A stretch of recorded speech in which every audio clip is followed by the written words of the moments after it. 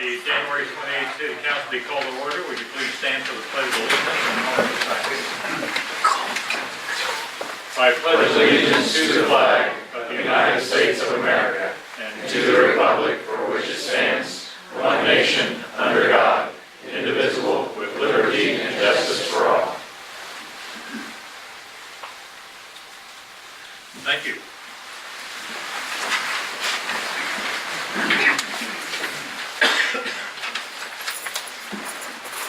First item on the agenda will be approval of the minutes from the January the 14th meeting. Mr. Mayor, I'll make a motion to approve the minutes as presented. Second? It has been moved and second to approve the minutes. Would the clerk please call the roll? Cahart, Yes. Malott, Yes. Shriver, Yes. Stites. Yes. Adams. Yes. Next item on the agenda will be approval of the statement of bills paid in an amount of $235,331.80. Mayor, make a motion to approve the statement of bills for $235,331.80. Second. It's been moved and second to approve the statement of bills paid. Would the clerk please call roll? Cahart, Yes. Malott, Yes. Shriver, Yes. Stites. Yes. Adams. Yes. Next item on the agenda will be requests or comments from the public.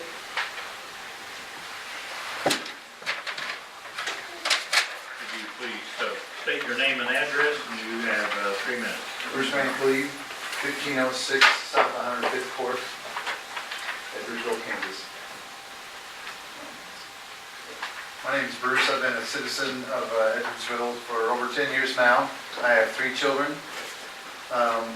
My son Bruce has been a lifelong resident, and my 2 foster girls here have been over 2 years. I think we all know the dangers of smoking, and I'd like to see the law passed to raise the legal age of buying tobacco products at the age of 21. Let's give the kids a chance to be old enough and mature enough to make that decision if they want to smoke or use tobacco products. Girls, want to say something? State your name. My name is Misha, and What do you want to say? I want tobacco 21 to pass. My name is Kamisha,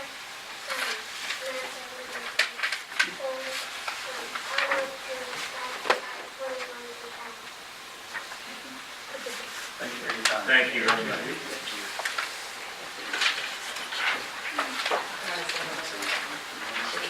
My son's non-verbal. He can use his device. What would you like to say? You want to ask me, please?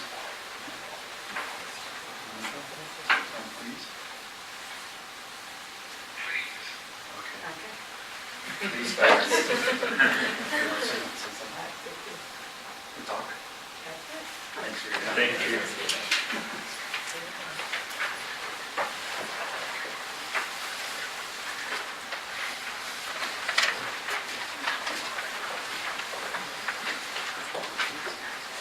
Jeff Body, 1205 South 103rd Street. Last council meeting, we had a guest from Castle, Vice President Will Zek, expressed his pleasure in Edwardsville granting his company a tax break, a tax payment of 55%. So I kind of looked online. Everyone knows that he lives in Parkville, like he said, but his home is valued at $450,000 and pays taxes of $73.01, where my home is valued at $189,000, I pay taxes of $39.01. My current city tax is $994. His current city tax is $15.01, which includes the fire district and ambulance, because Parkville doesn't have its own. My city tax bill is 26% of my total tax bill. His is 20.5. My total tax bill, if my home was in Parkville, would be $800 less. Parkville has a population of 6,600 people, and Edwardsville has a population of approximately 4,500. So I'm always told people that have lower taxes have more stuff. Parkville has a sales tax of 7.1, and Edwardsville has a sales tax of 9%. My assessed value has gone up 133% in 25 years, while my city tax has gone up 183%. Edwardsville for decades has been giving tax breaks to big business, and still my taxes are going up. Maybe it's time to quit giving tax breaks to these businesses or really look at your spending. And Mr. Stites, you said a couple times I've heard you say you'd like to have an incentive for people to move to Edwardsville. And that incentive would be a tax break, I assume, one that I never got and will probably never ever get. And Mr. Adams, I said, and I've heard you say a couple times that you don't think we get the representation from our county commissioners. I feel like I don't get representation from the city council. And I've heard my county commissioner and the patio of this county say, we're doing a great job. I've been told the same thing by the city staff and some of the council members. Thank you. Thank you. Anyone else? If there's no further, we will move on to the next item on the agenda. Consider ordinance number 1015, amending section 5.7 of the Uniform Public Defense Code, UPOC, regarding sale of tobacco products within city limits. Mayor, I'll just quickly just introduce this item. We do have Rebecca Garza with us this evening, who is going to make a presentation from the Unified Government Public Health Department. You do have the agenda memo in front of you, and if you so choose, an ordinance that we've reviewed and vetted to be legal as far as how it would change what we know as the UPOC, Unified Public Office Code. I think with that, I'll turn it over to Rebecca and then let you do your presentation, and then we can entertain questions and try to answer them. So. Yeah, thank you so much for giving us time to talk about this today. Like I said, I'm Rebecca Garza. I'm the tobacco-free wine back coordinator at your county health department, and I have Christina here with me as well. She's an Edwardsville resident and also works at the health department with me. We'll try to go through this pretty quickly, but obviously if you have any questions, please let me know. There's a ton of information here, and this is also information that has been used with all of the cities that have in the region that have been entertaining Tobacco 21. And the ordinance language that you have in front of you, we use the Bonner Springs ordinance as kind of a model one, so that you know that it's similar. We work with a community coalition called Healthy Communities Wine Bet, and that logo you may have seen, Tobacco 21 KC. That's just to show that this, all of our efforts with Tobacco 21 have been part of a regional movement that has been championed by the Greater Kansas City Chamber of Commerce to kind of make Kansas City stand out as a place to bring business through creating a healthy community. So that's kind of some light background, but we're going to start off with Christina. Hello. So as we know right now for Tobacco 21, the sale and the purchase of tobacco products, including alternative nicotine delivery devices and paraphernalia, limited those to 21 and over. So that's including the vapor and the Juuls. I don't know if you guys have heard the commercials with that now for the substitute of nicotine. So that's also in this ordinance for 21. And we all know that cigarettes are the only consumer product that, when used, intend kill up to 1/3 of regular users. According to a 2014 U.S. Surgeon General's report, tobacco products siphon off $289 billion in healthcare and lost productivity costs and lead to 400,000 deaths each year. Wyandotte County is one of the lowest rankings in the state for health rankings, and in Kansas we spend more than $1.112 billion each year in tobacco-related health care costs. $237.4 million comes directly from taxpayers through the state Medicaid program. Wyandotte County alone has adult smoking rate 24.1 compared to the state overall at 17.4%. 95% of current smokers started before they were 21, and I'm guilty. I was probably 15 when I started having my first cigarette. 16, 17, 18 buying it. I went to the quick trips and grocery stores at 16 buying it. I wish I would have had tobacco 21. Maybe I wouldn't have smoked for 10 years that I did. Researchers show that those who have had their first cigarette by the age of 18 are almost twice as likely to become lifelong smokers as those who have not tried by the age of 21. Each year, approximately 1,200 youth and young adults in Kansas become daily smokers. So the reason why Tobacco 21 is so important and why USD 204 is so interested in having Tobacco 21 ordinances and working on youth prevention is because nicotine addiction the youth brain is particularly sensitive to nicotine addiction until the mid-20s. And so because of that, youth are particularly susceptible to becoming addicted, which means they can become addicted with just one cigarette, with just one puff. And you don't see that if someone starts smoking later in life. And because of that, because of the unique susceptibility to addiction, that actually rewires the youth brain for their entire life, which means they are more susceptible to any addiction later in life, more susceptible whether you're talking about opioids or alcohol. And so we really want to give our youth a strong start in life and make sure that they're not becoming addicted to any substance. So we're kind of helping them with that. And so you might ask, okay, there's a lot of prevention things we could be doing as a community. Why Tobacco 21? And so the interesting thing about Tobacco 21 is that we have a really great example in Needham, Massachusetts, where they were actually the first of any municipality to do Tobacco 21, and they saw a huge decrease in their teen smoking rate.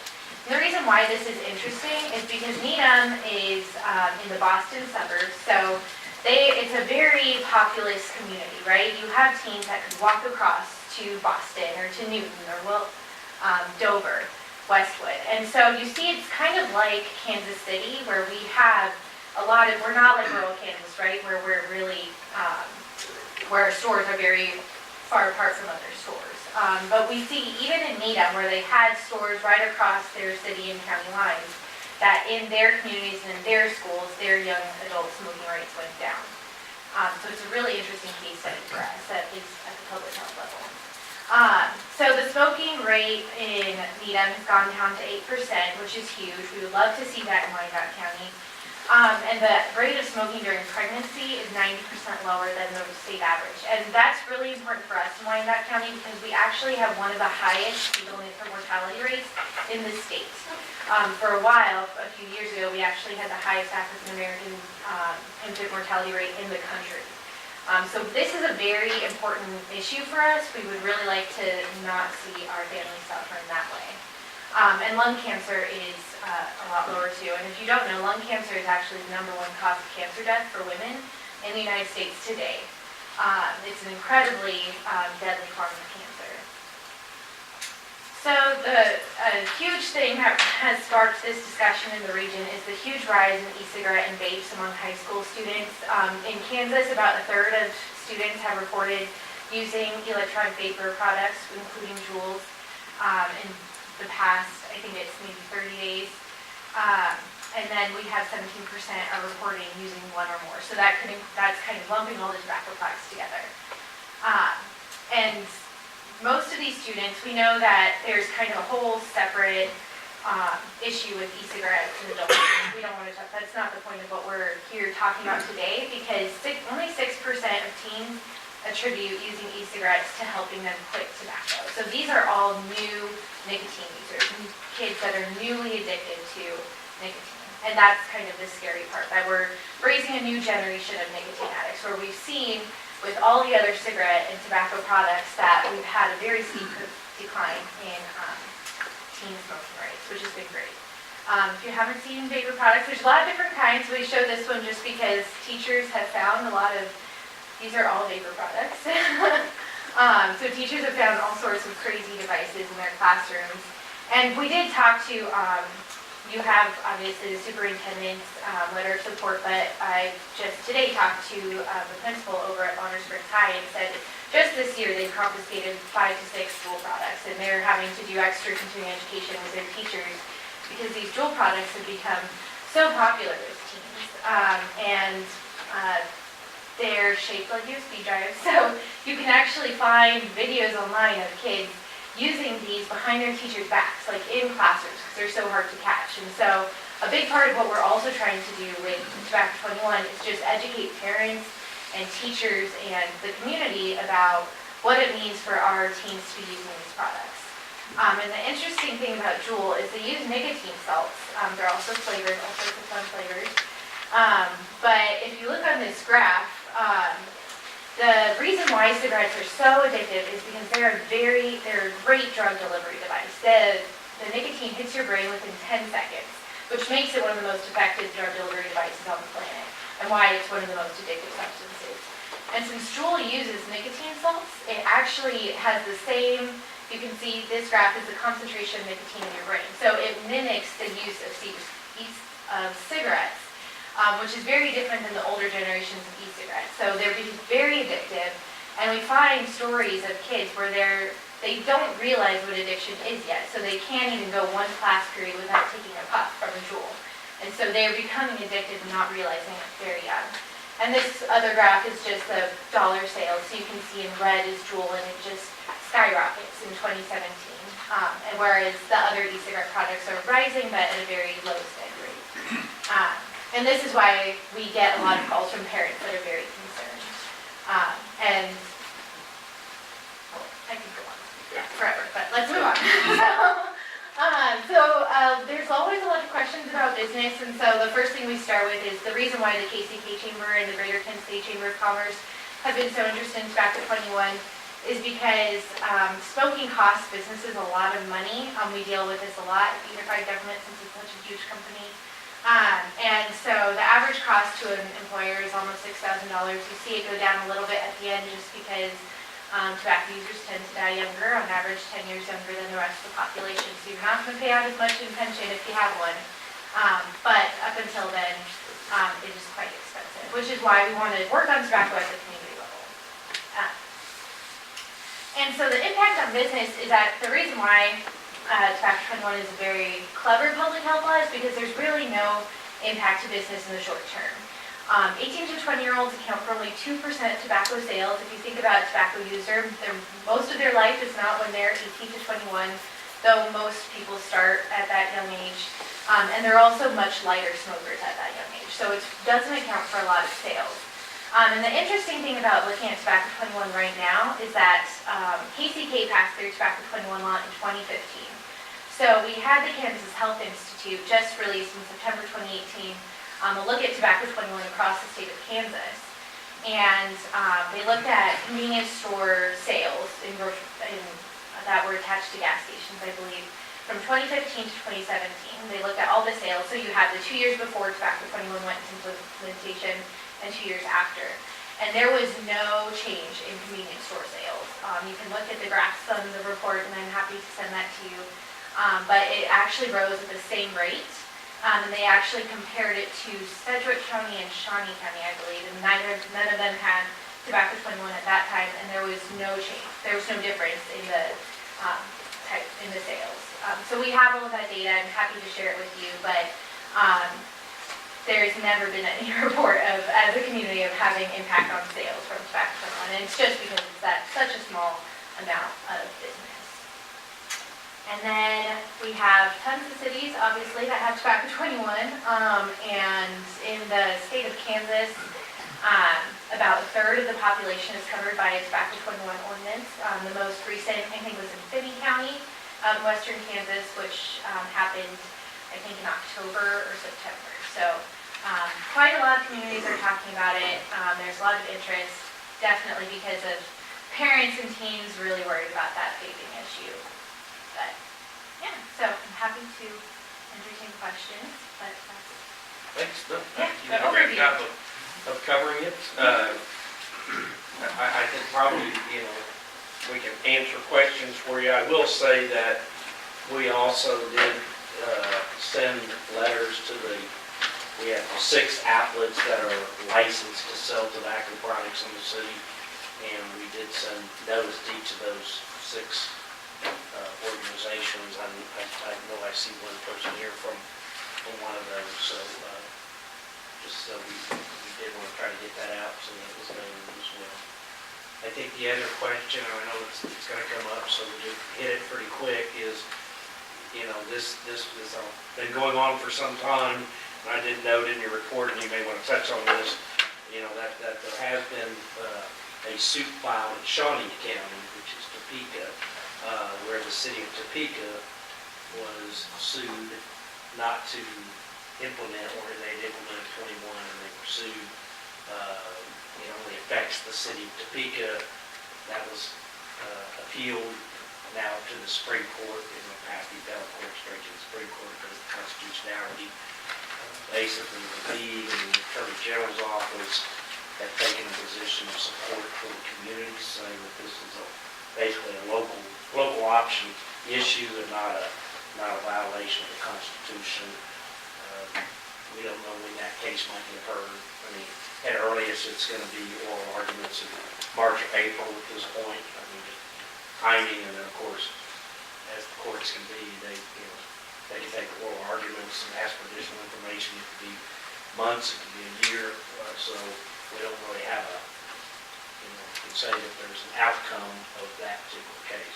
To date, that's the only case that I'm aware of, unless you want to touch on this a little bit. Yeah, that is the To only address case. it. Yeah, and it was an incredibly surprising outcome because the Attorney General had already ruled in favor. The League of Municipalities filed a brief, I believe, and Unified Government also signed on to the Supreme Court case because it would actually have a lot of implications for local control.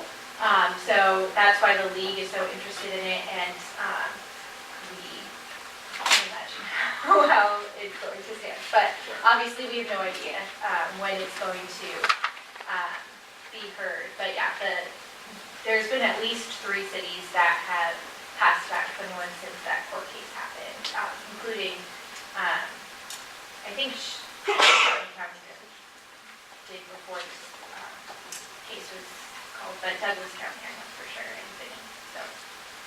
I would note the other thing that we're talking about tonight, just for clarification, is that what the amendment would do, if it passed, it is on the sale of the product. So it addresses the sale of tobacco, e-cigarettes, all those types of products to persons that are 21 years of age. So right now, a person 18 years of age, that this would prohibit it to 21. It doesn't address, and not intended to address, either the consumption of the product or the possession of the product. So we would not be going out and, if a 19-year-old had cigarettes, the police isn't going to go make an arrest or a charge or something like that. So we're only dealing with the sale of the product and not necessarily the use or possession. So there's different pieces in the Unified Public Office Code that speaks to some of those things. This is only about sale. Yeah, and I'm happy to answer questions about that, but the main reasons are because the only evidence-based impact to public health is by that sale piece.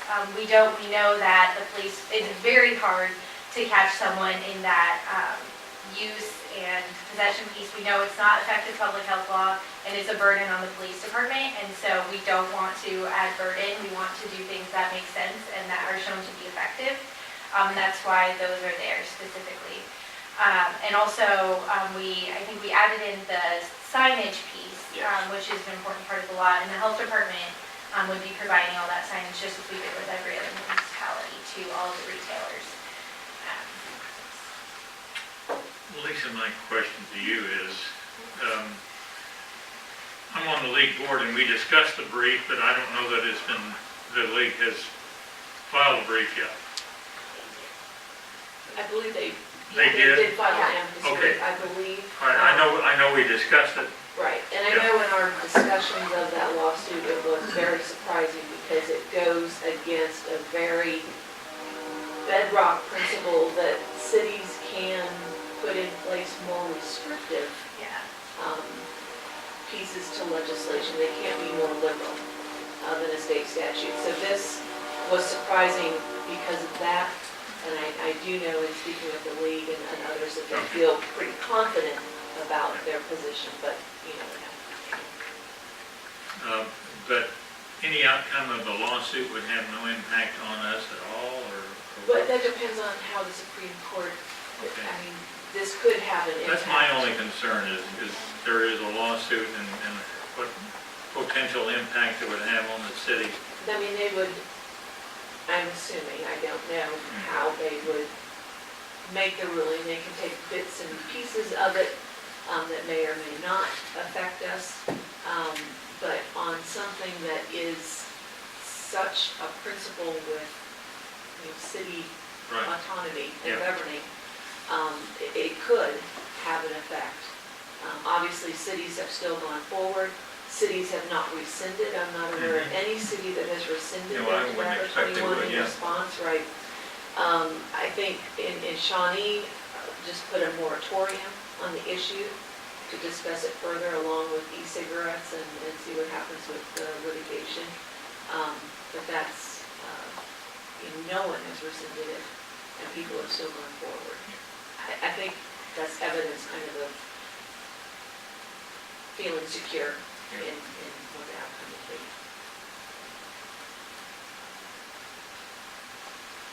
Have you had a chance to find statistics in Wyandotte County? You said it hasn't made any negative difference on retail, but do you know if it's made a difference in our teen usage? The tough thing about, so we know teen usage for the state, but it's really hard to get statistically accurate teen usage rates at the county level because of a state law that made it so that parents had to opt into doing like youth doing surveys. So right now, we're asking all of our high schools to do the youth behavioral risk factor survey, but it's really up to the high schools to choose whether or not they want to administer that to our kids. So if we don't have enough of our high school kids take that survey to tell us about their smoking patterns, I can't give, as a public health official, I can't give you an accurate, we haven't been able to get that accurate data. So one other question that I had is the ordinance verbiage, does that include the cartridges or the pods that go in the juice? Yeah, so all paraphernalia. So it would be like the e-juice, but also all of the components that go along with it, which is really important. Yeah. One of the changes in the public offense code from 2 years ago, I think, and maybe then they checked, is so in the past, they didn't really define e-cigarettes and some of these other items.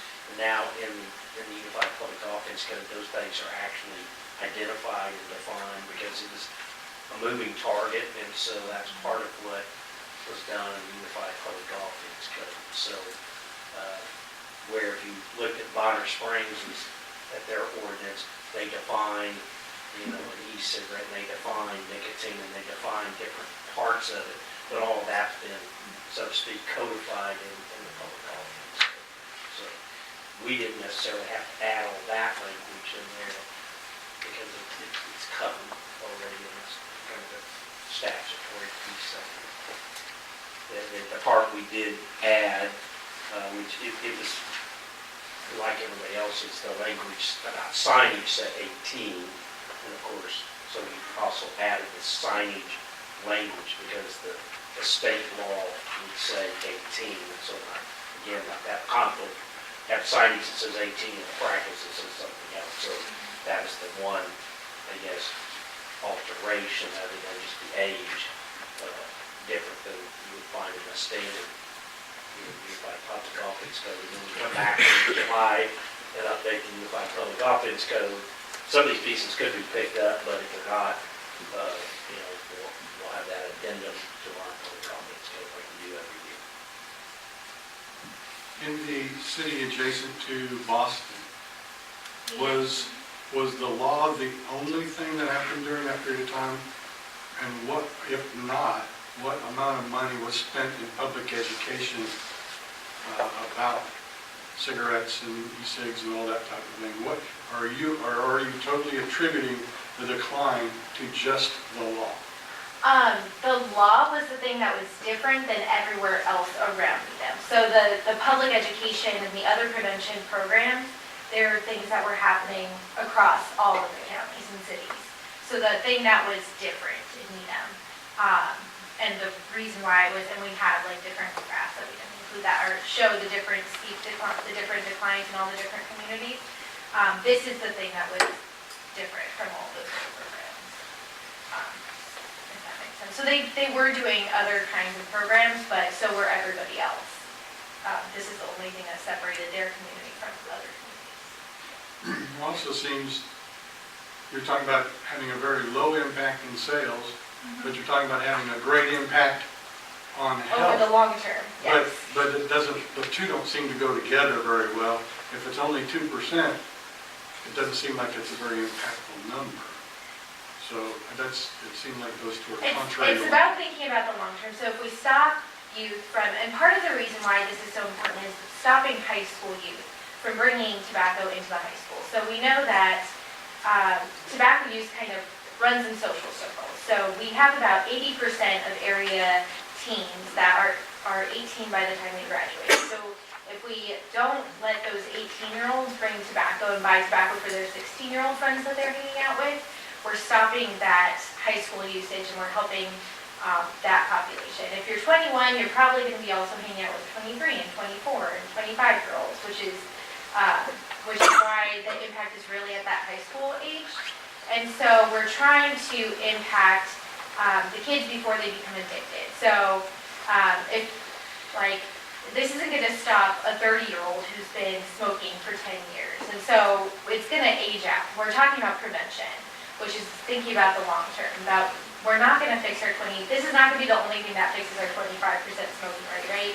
We need to do a lot of things. We need to do cessation and secondhand smoke. This is like one part of our way that our tobacco control plan for how we're going to impact health over the long term. Anything that we do for public health is about thinking about the long term. How are we setting up our community for success over time? And so this is going to, hopefully, when our 14-year-olds now are 25 in 10 years, then the smoking rate is going to be a lot different. So that's why it does feel weird, I know, but it's about that long-term look at our community. One thing I can speak to that a little bit too is since it's one kid, and this is prevalent in a few schools in the area. I've had, let's see, 2 teenagers from different high schools tell me that in their school it's common. You walk into the bathroom and there's a group of kids all smoking these Juul cigarettes off of the same one. And so it's one 18-year-old bringing it into the school, and then 5 kids are all smoking off of it in the bathroom. So where smoking in the bathroom might have been a bigger deal in the 80s. You don't smell it. It's come back now, and it smells like cotton candy if it smells like anything. So that could reflect some of the sales. Yeah.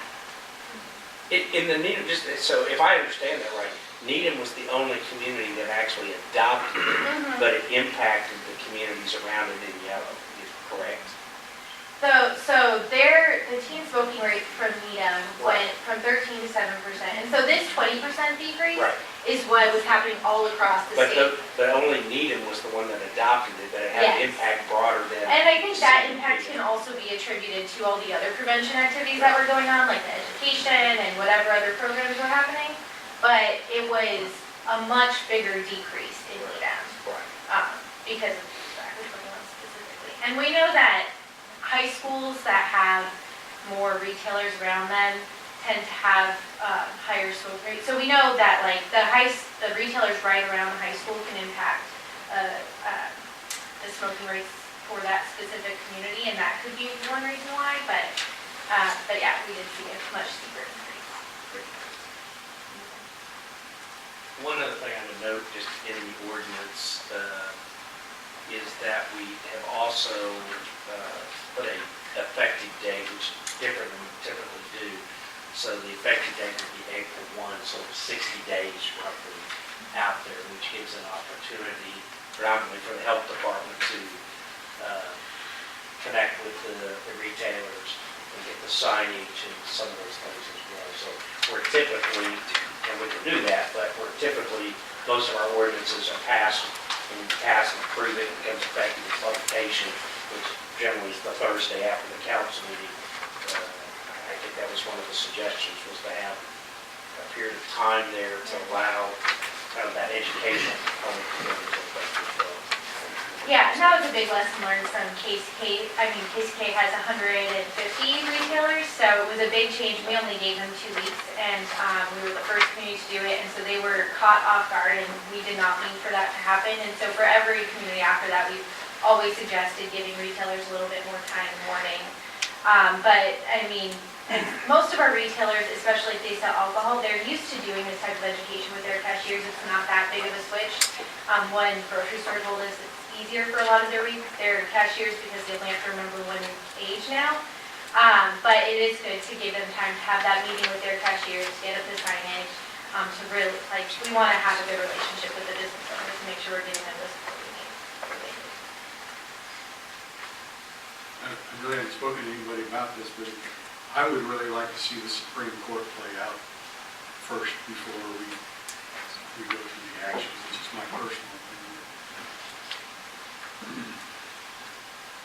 Would we be in any liability if we were to pass this and then the Supreme Court judged against it, or would we just pull it back? Are we at risk? You would just repeal it. You just, respond like you would with anything else that's considered that. And I do want to clarify, when I talked about the moratorium waiting for the Supreme Court, that actually, the moratorium has to do more with e-cigarettes, because Shawnee is looking at not doing location restrictions because they seem to be pumping out in schools. And so, but they don't want to go down that path, and they've also had tobacco 21 interests expressed. So they have lumped them together. They're probably separate issues, but they put them together with that moratorium on e-cigarettes, so they can figure out what they want to do with that, what is the best strategy. So that, the moratorium is not so much the Supreme Court as it is them trying to figure out e-cigarette restrictions. You got a number of how many violations that have happened in Kansas City, Kansas? We did one study so far, and we had about a little over 80% pass. So we did like an actual hard enforcement with like a young cadet, 19-year-old cadet went and tried to buy. And so that was about 80%, a little over 80% pass the test, which is right around what is expected federally. If they didn't pass the test, where they issued a... Yeah, so it's not always like that. With that specific program, they were issued a ticket, just like if a bartender sells to someone who's under 21, they get the ticket. It's the exact same thing, yeah. But there are other programs that are done in other places where it's kind of more of a reward and remind program where you do education. So the seller can be fined, but the minor in possession is okay? It's the seller that, unless it's you, yes, with just the sale piece of the law. How would that be enforced in Edwardsville? Would you just, you're not gonna be looking for e-cigarettes or anything on road stops or anything, so, how is it gonna be enforced? It would be if you decide to do an effort, so it would just be like if you wanted to do any other enforcement effort where you would send in, there's a protocol where you send in someone to attempt to buy, and if they are able to complete the purchase, then you get ticketed, and if it's not. Chief, I don't know if you want to address Yeah. that, maybe some limited enforcement from you, would follow the same protocol, I assume. I think the answer to the question is, like, the hardest enforcement, I think number one, you want to, at some point, since it's new, you want to test the compliance. It's not something we do with even alcohol sales on a regular basis. So part of it is sometimes you get complaints, and certainly you're going to go do those hard enforcements. In other words, send your person in, check the compliance. And then there's the enforcement if there's a violation. But as far as possession, it would seem to me if you can buy it in Leavenworth County, we can't enforce that because it's legal in other places. So that's why that's not in that particular ordinance. Because how difficult would that, it'd be impossible to enforce. So the possession and the use is not illegal. It's merely the sale. What's your opinion on this? Do you feel like it would be beneficial? I think the information is pretty clear. We're late in this process, I think countywide. I think it's been proven already. So my opinion is, I think we should do something, and at least this is that effort, along with the other things they're doing, the public service announcements and the education piece. And again, we're talking about prevention. And that age group, as you see, is fairly susceptible to those addictions. And we got enough of that. I want it to be understood that I'm not an advocate of tobacco use at all. And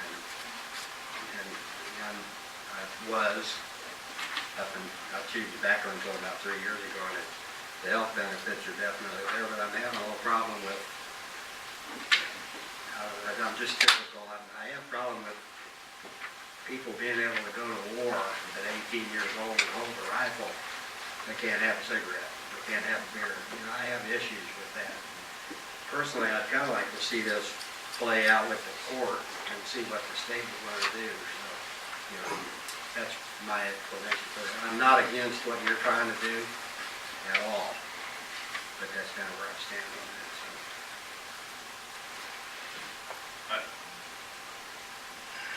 I too, I personally, I think smoking is a filthy habit. I don't want to be around it, don't like the smell of it, don't like it on my clothes, don't like to be around anybody that is smoking. I too am a chew. And I have, at 21 years old, I was married for 3 years, then graduated and married, had a job, and supporting a family.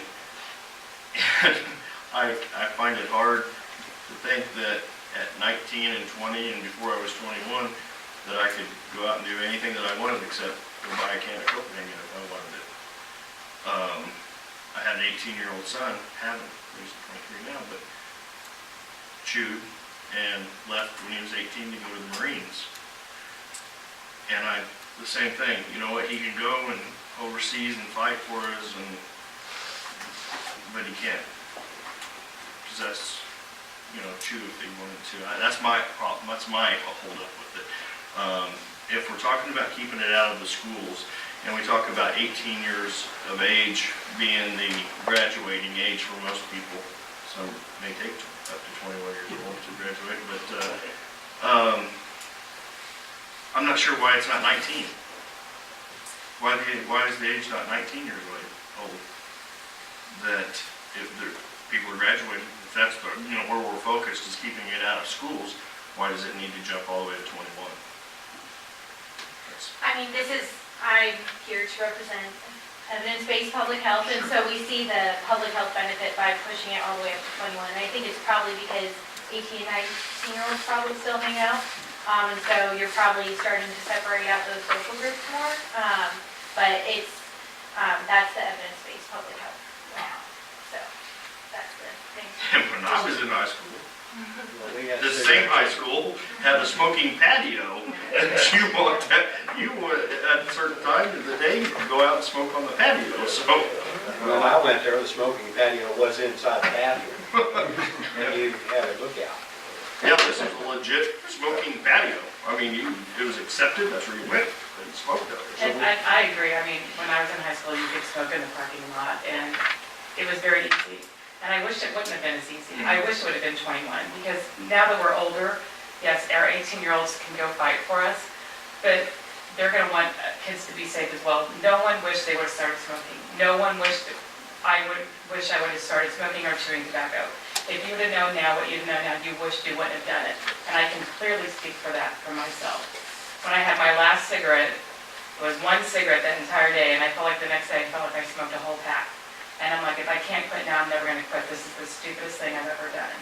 So we want to give it a little bit harder opportunity and make it, I will tell you, I have kids, we go into the high schools, I do sex education 101. And I will tell you what, these kids are smoking in high school. Like, you see things that are happening, we want to make it a little bit harder for them to make those decisions because it is affecting. And I also supervise the social worker who speaks with the moms that have lost their babies from 24 weeks up to a year or more. And I will tell you what, the last year, the most common thing is smoking. These mothers are still smoking with their babies, and they're 17 and 18. So the effects of it are broad. Yes, we did things differently 20 years ago, but now that we know better, let's do better for it. Wyandotte, Bonner Springs, and KCK, when I was talking to Rebecca, I'm like, oh, I just thought when it passed in Wyandotte, I thought it was all of us. And I'm like, oh my God, I've lived in Edwardsville for 13 years. I cannot believe this. Let me help you do this. Let's let Edwardsville be a part of this. If they change the laws, we'll go with that. But let's not wait to see, because with the government right now, we're going to be waiting a long time. They've got bigger things to do. Let's make our community healthy and safe. And I will tell you, I know there are drugs. We see things, I've seen it on Edwardsville. We're seeing kids with meth and heroin in our county. Let's make addiction start somewhere. Kids are trying to get accepted. You have kids in the bathroom that are wanting to smoke because they're getting accepted, because you can't smell it. Their kids are in the high school, let's make it, not make it easier for our kids. I'm proud of our 18-year-olds going to war, but I want our kids to be safe. I have 3 kids here tonight. I want them to be safe, and I want them to be healthy. And I tell them all the time, we walk past them smoking, you smell that? Don't you ever do that, I'll kick your butt. It's the stupidest thing I've ever done in my life. Tell them every time we walk past them, they're smoking. And I used to see it all the time, so let's make, we're talking, at the last meeting last month, 2 weeks ago, we want to represent Edwardsville. Let's not be the only city in Wyandotte County that doesn't want to be progressive and make our city healthy. Because Edwardsville is a great place to live, and I want us to be proud of where we're living. This is not just for me working at the health department, this is me as a mother and living here for 13 years, and I'm proud to call this place my home.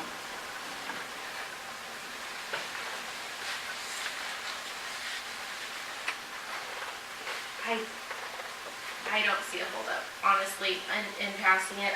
The one thing that came up to me, and because I was talking to Joe about it actually earlier, was the military. And I just wonder if you guys would be more comfortable if somebody had an active duty card and they showed that, if that'd be the exception.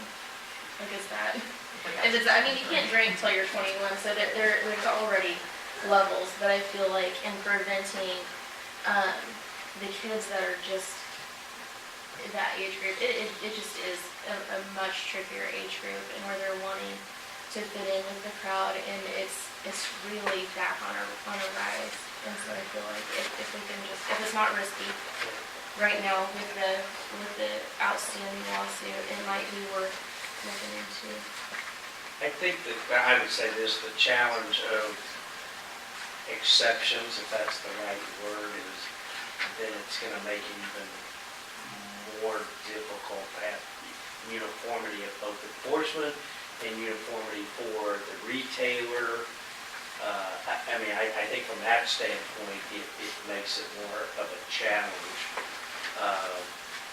Obviously, if we look at Wyandotte County and we have our other 2 cities that have adopted it, are we doing the counter? I mean, for discussion, so are kids coming into our community that are in that 18 to 21 year age purchasing tobacco products and taking them back the other way? I know often the concern in these kind of issues, and there's always been issues like this for my 30 years local government, right, is, well, somebody will just go over there and buy it, right, because it's cheaper to go here, or if we have too strict laws to go there. That's kind of the smoking discussion here at the state, years ago, was a lot of cities started with passing local laws, and then, finally really became a statewide adoption, which quite honestly would be, if you ask me, that'd be the preferred, right, to have a statewide, law. Makes it easier from a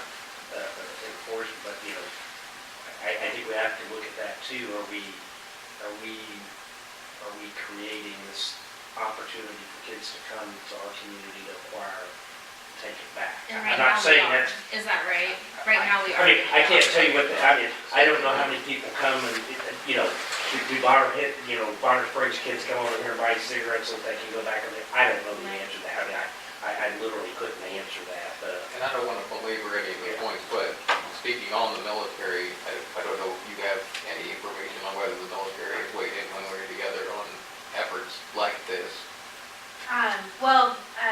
They don't often come out with big policy statements about stuff like this, but we do know that in Hawaii, when they passed the statewide tobacco 21, that doesn't have to apply on the basis, but they voluntarily complied with the law so that it's consistent across the entire set of islands.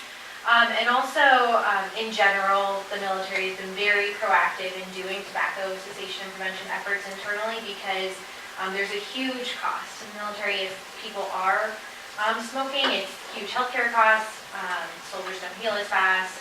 And in general, addiction is something that they're trying to work on overall. So there's a lot of evidence to show that they support it, but they didn't come out with like an official statement for that. Would it be possible to write something in this ordinance, the possession aspect of it, rather than just the vendor? I think that, if you're not supposed to buy it, you shouldn't have it. Do you mean the purchase or the possession? If you stop a kid speeding, and he's second on a Juul or whatever those things are, and he's 18 years old, chief says, it's not in the ordinance, so, we get to go. But the seller, why can't you add that into the ordinance that if, like minor in possession of alcohol, if you're minor in possession, you're gonna issue a citation, aren't you? Or possibly arrest them? I'm gonna grab, so What's the- in the Unified Public Offense Code, and I'm going off the top of my head, so again, if we remember, the purpose of the Unified Public Offense Code is really something done by the league, try to have a unified statutes across the state. Not everything in the Unified Public Offense Code actually has a statutory reference to all of this, right? So it's some things that just cities generally have said, we're all in agreement, so instead of everybody having to go out and adopt a separate ordinance, we use this guide that we adopt. So inside the Public Offense Code, there is section 5.6, which that addresses the purchase and possession, and right now it says cigarettes or tobacco products by a minor. And really what that talks about is that somebody under the age of 18, it would be a violation if they attempted to purchase the cigarettes, right? So whether they're successful or not, right? So you have a purchaser and you have a seller. So that's part of the part. And then the other part is about possessing or attempt to possess those things. I mean, again, I don't know what would happen if you had a 17-year-old in a passenger vehicle in Edwardsville and had possession of cigarettes. I assume they could be cited. I don't know. It's 18, but if they were 17. Yeah, absolutely. Could be cited. They could be cited. I really think already can be cited. Well, they're under 18. If they're under 18. But see, that's about the uniformity, right? It's kind of like the minor possession of alcohol. It's not only uniform, it's statewide, right? You're under 21, there's a possession, right? In this particular case, because I can go to Shawnee, and I could be 18 years old, I can buy it and possess it, and I'm driving to KCK through Edwardsville, right? I don't know specifically that you've outlawed that. Now, that's really difficult, I think, to enforce. It can be done, but is that really, if you lawfully bought it and possessed it in the state of Kansas, I think that'd be, could be a tough sale, in my opinion. How fair is it really? Because it doesn't have, and missing the uniformity piece of it. I really have a hard time with things like this. I understand the health benefits and so forth, but I also stand, and the reason your kids won't smoke is because of you, not because of the laws. And so, because you're the advocate and you're raising the way they should be raised and the way you want them raised in a healthy environment. So I have a real hard time with big government pushing down the regulations on people. And your argument is, actually, it should be 35. Because people almost never start smoking after 35. So if we want to be the safest, we would have an age that would be much older. And so I just have a real challenge with the whole thought process. I understand that it looks good for us to put it in there. We won't be the only community, that lets kids smoke and encourages premature death and all that type of thing. But this is a hard one for me. Sure. Real hard. And I did just want to make sure to point out that 95% of smokers start before they turn 21, and then it goes up to only 99% by 25. So 35 wouldn't make a big difference. So Well, it would yeah, but get rid of all of it. so most people start smoking before they turn 21, and so that's why that's the specific age group we're talking about. So the public health, we've seen public health benefit. There's evidence to show that by increasing it to 21, it would make a difference. But that's why we're not saying 25 or 35, because there's no evidence to show that increasing it past 21 would make a big difference. So I just wanted to clarify that point. I'm not sure where the ordinance goes here, but I'm totally opposed to the possessor being charged with anything. Yeah, and this one does not address that at all. Not only from a law enforcement perspective, that would be, I mean, you've got a guy, look, hypothetical, you got a 20-year-old guy that's coming to work at one of our facilities here, and you can go out there while he's on his lunch break, smoking a cigarette, and you're under arrest, or you're gonna be cited. I think that's the very argument that the chief is making, and quite honestly, the health department is that's the challenge of that side of the discussion. And we did have that, I mean, we sat down a few weeks ago, and I asked them very questions of, focus on this and not focus on the other side, and exactly what you're saying with comments, so. And I have a problem with that same 20-year-old guy, not on his lunch break, not being able to run down to the gas station and get a pack of cigarettes if he wants a pack of cigarettes. I mean, But you can't buy beer. You can't buy beer either. I Well- do you think that should be? well, well, that's a whole different topic. I mean, it alters the way that you perform, driving. Yeah, I guess I was just So, looking on the right. addition. I'm totally against 21-year-old about being able to purchase. I think if you're able to vote for this president, and you're able to vote, and you're able to go to work, you ought to be able to buy a beer, and you ought to be able to buy a cigarette. That's my opinion. Well, let me just. But I'm totally opposed to smoking. That's my problem too. I do not like smoking at all. So I think really we have kind of three options tonight, just to lay those out there. I mean, obviously, one option, is to put a motion on the table for the ordinance and either vote for it or against it. So those are really two options, right? First, you have to have a motion. Lack of a motion, obviously, it's not going to go forward.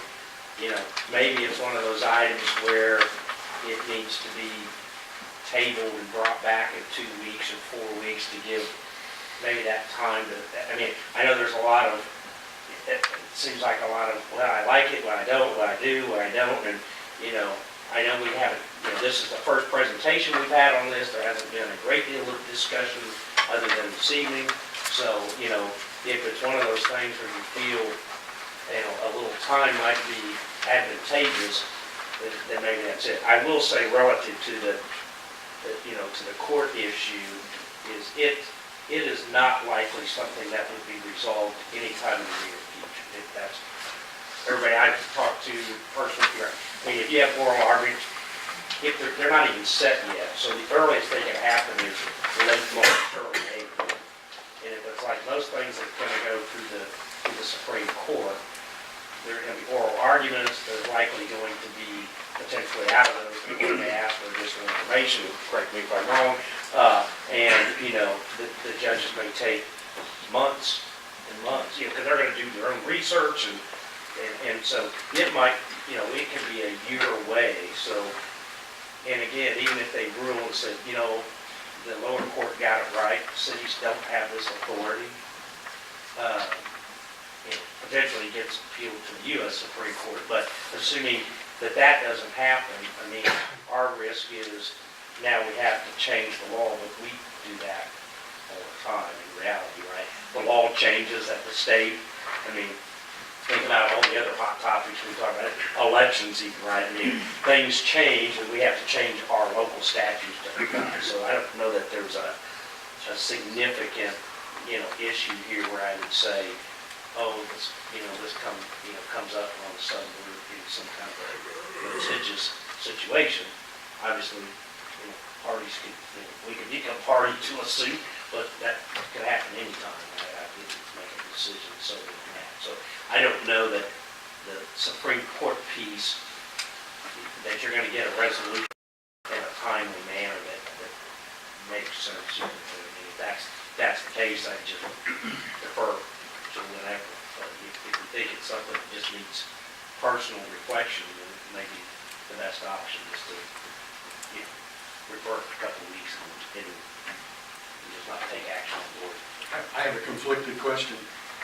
I'm not in favor of the state handing down rules to local cities, but why have they not considered it?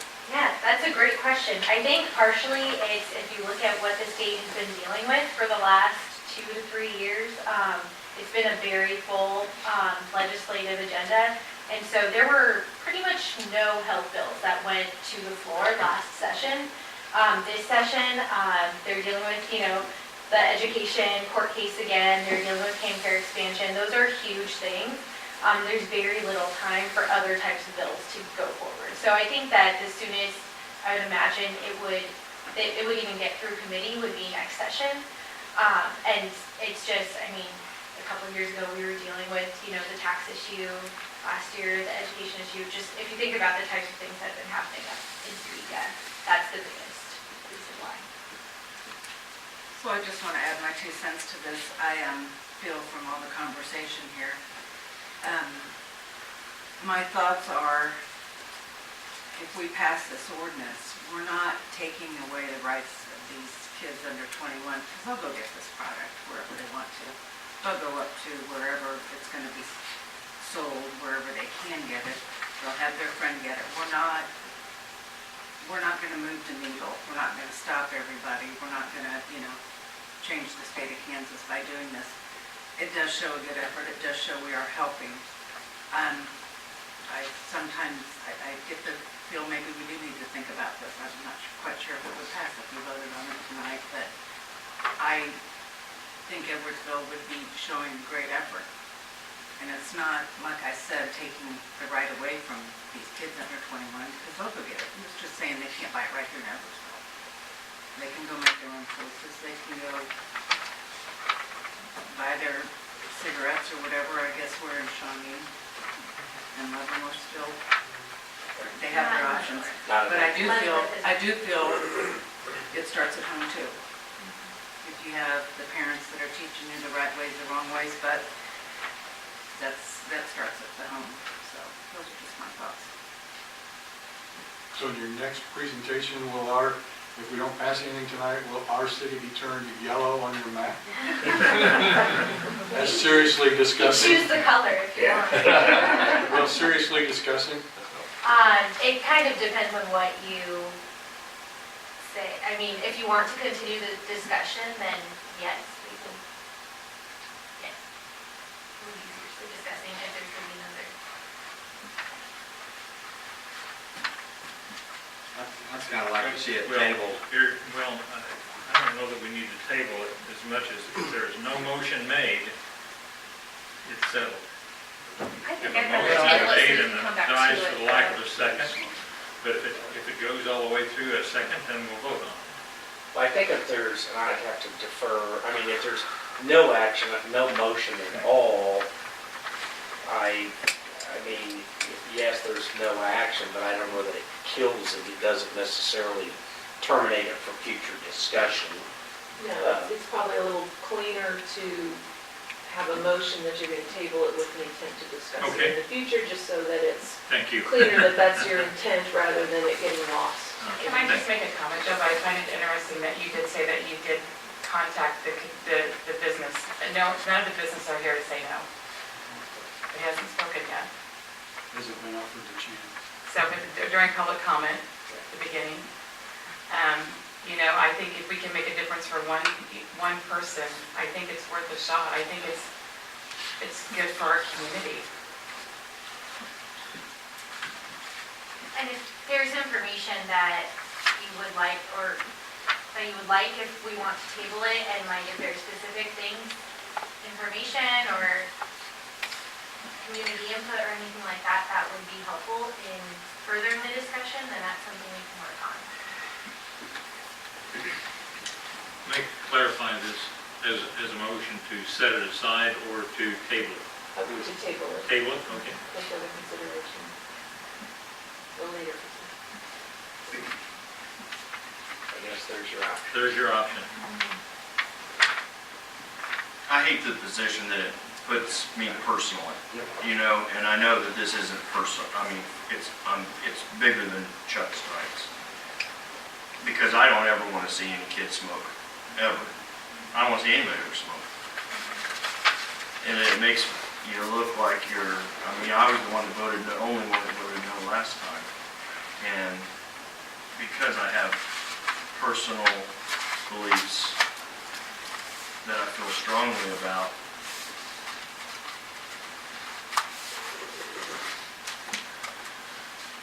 I make a motion that we adopt city ordinance number 1015, amending section 5.7 of the Uniform Public Offense Code regarding the sale of tobacco products within the city limits.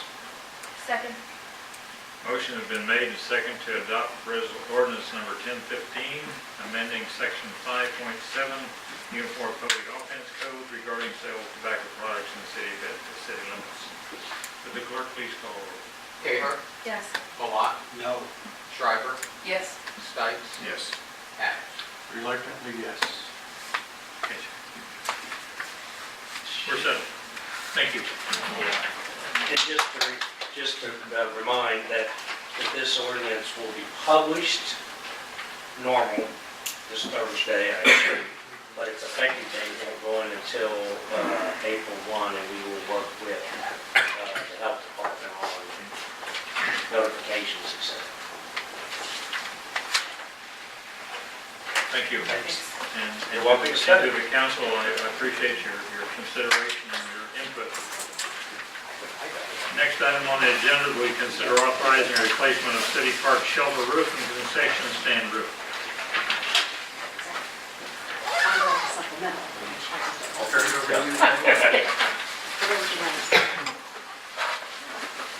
Mr. Mayor, members of council, what's before you is an item to consider to authorize the replacement of the shelter house roof at City Park, as well as the concession stand roof by Bowman Property Solutions.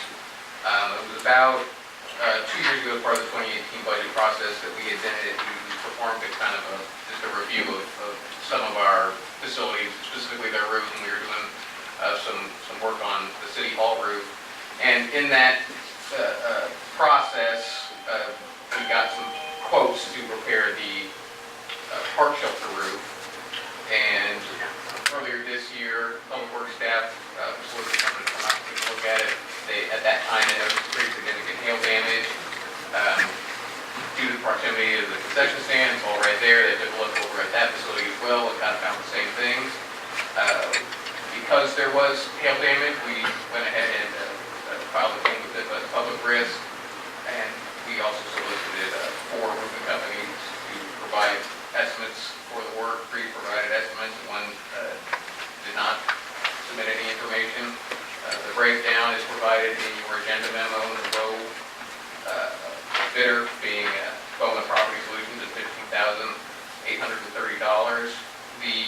Because we went through the NPR claims process, they've already 13,000. 13,000. I was looking at the 50-year single, my mistake. But because we went through the claims process, NPR Solutions has already essentially authorized full payment and full recovery of these costs for us. And the reason it's being brought before you is because of the amount, and it exceeds the threshold. As for council approval, it's essentially. So it is covered by our insurance? Yes, sir. Okay, thank you. Mr. Mayor, I make a motion we adopt the offer of Bowman Property Solutions LLC for 30-year shingles for $13,000. Second. And I have a question. Okay, go ahead. We have a local roofing company here in Edwardsville. And did they, I guess, I'm not sure how they.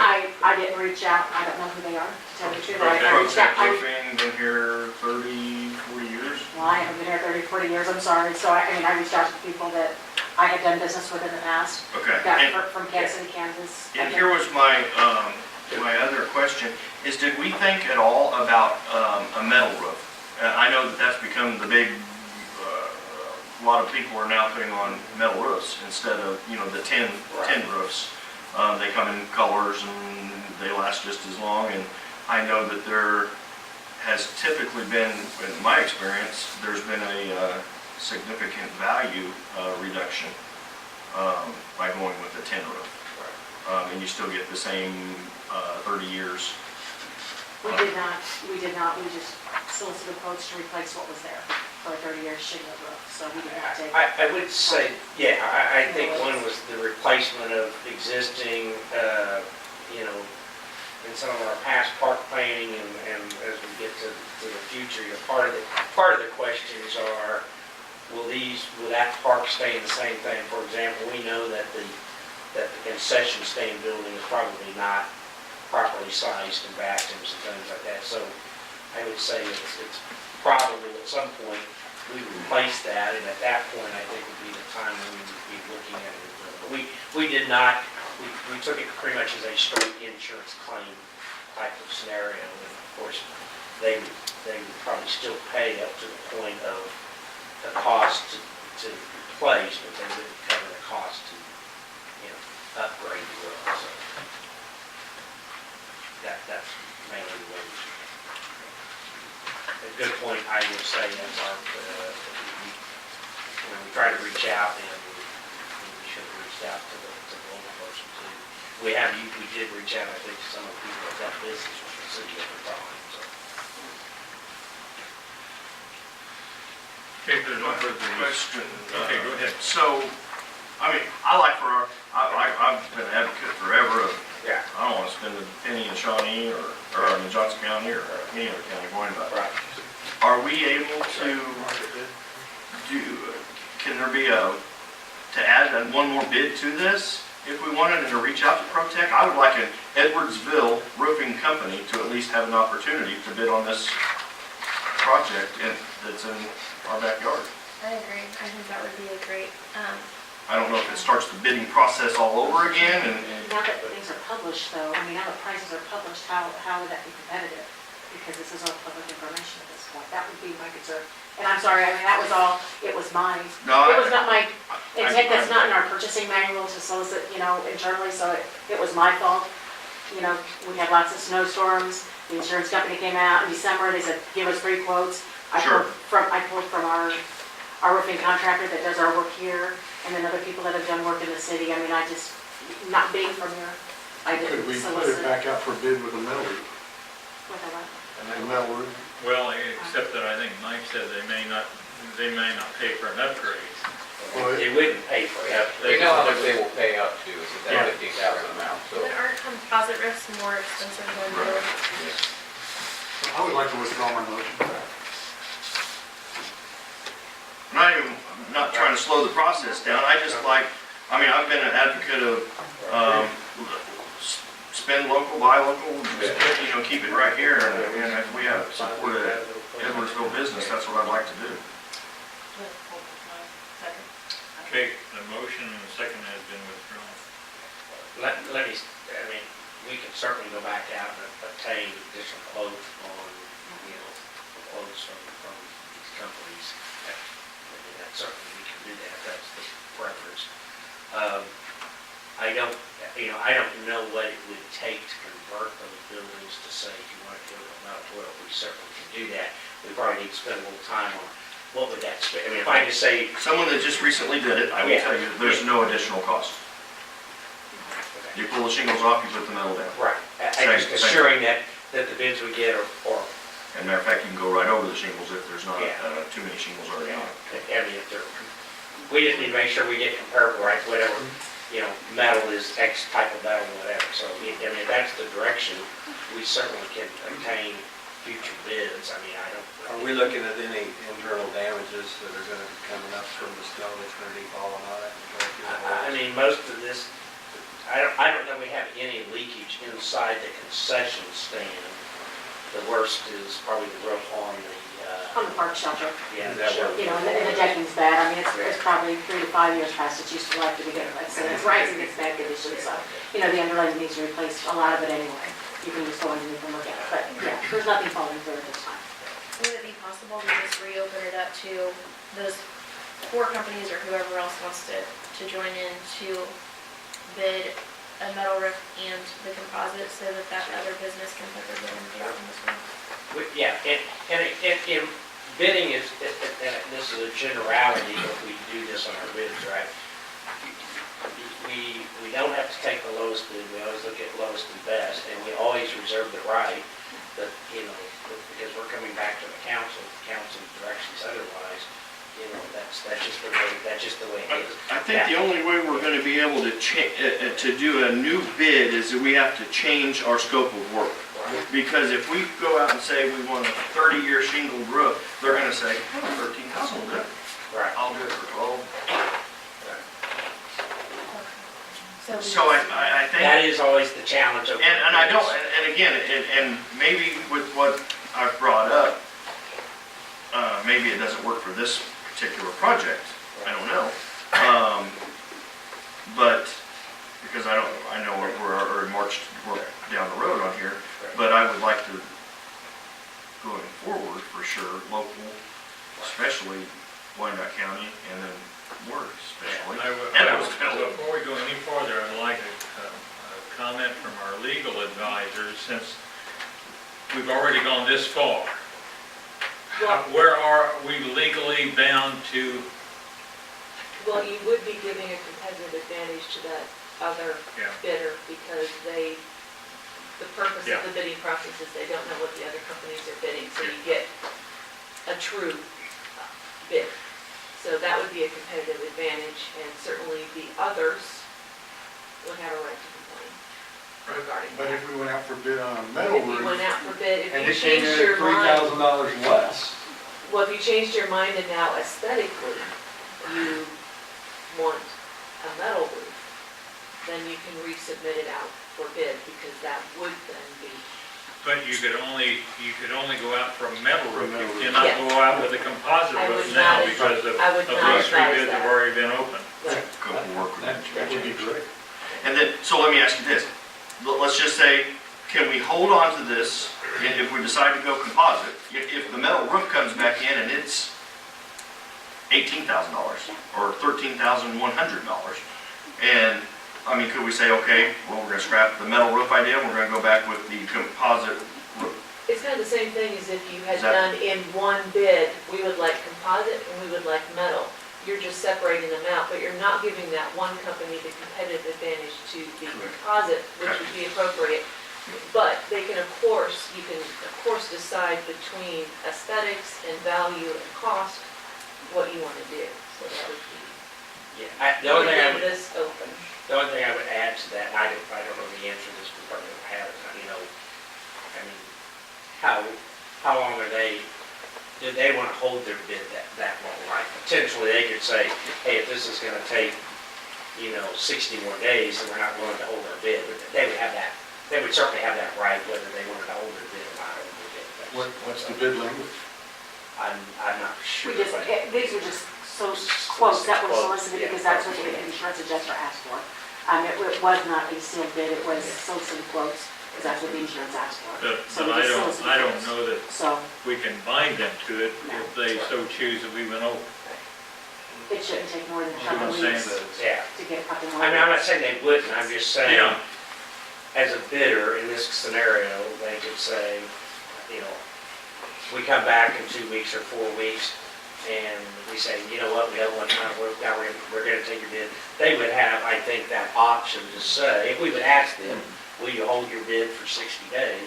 They say yes, great, if they say no, then it's no. I don't think it changes this discussion. The only thing I would note, just for reference, all of these companies are Wyandotte County companies. Right, So yep. but you're right, they're not Edwardsville local company in this case, but. I think we didn't get that done, but I see us getting into a jam here if we go out for a composite roof again. Oh, absolutely. So the only way we can go out now is for a metal roof, Right. and then make a decision after that. And after that, we have to obviously choose the one. Accept or reject, right? Yeah. Okay, Will the bid, do you think they'd be able to get them back by the next meeting? Yeah, I'm certain. okay. They should be. And I don't know if all these particular companies or. That's probably what's gonna happen, the project probably doesn't You're metal roof. probably gonna have some companies, Yeah. yeah, you're gonna probably have some of these But I companies think that the may do point both, is and really- you I think it's a Yes. good point. may, you may have others that don't do that kind of, I don't know. And so it sounds like we got this kind of taken care of here. But for the future, Right. I mean, I don't know how we can work on this, and maybe this is something we can talk about later on, or you guys can come up with. How do we have a, who we'd like to Buy local. buy local or use and solicit businesses that are in our, Well, I will tell you, the UG handled that when I was a commissioner, and they rejected that give local preference.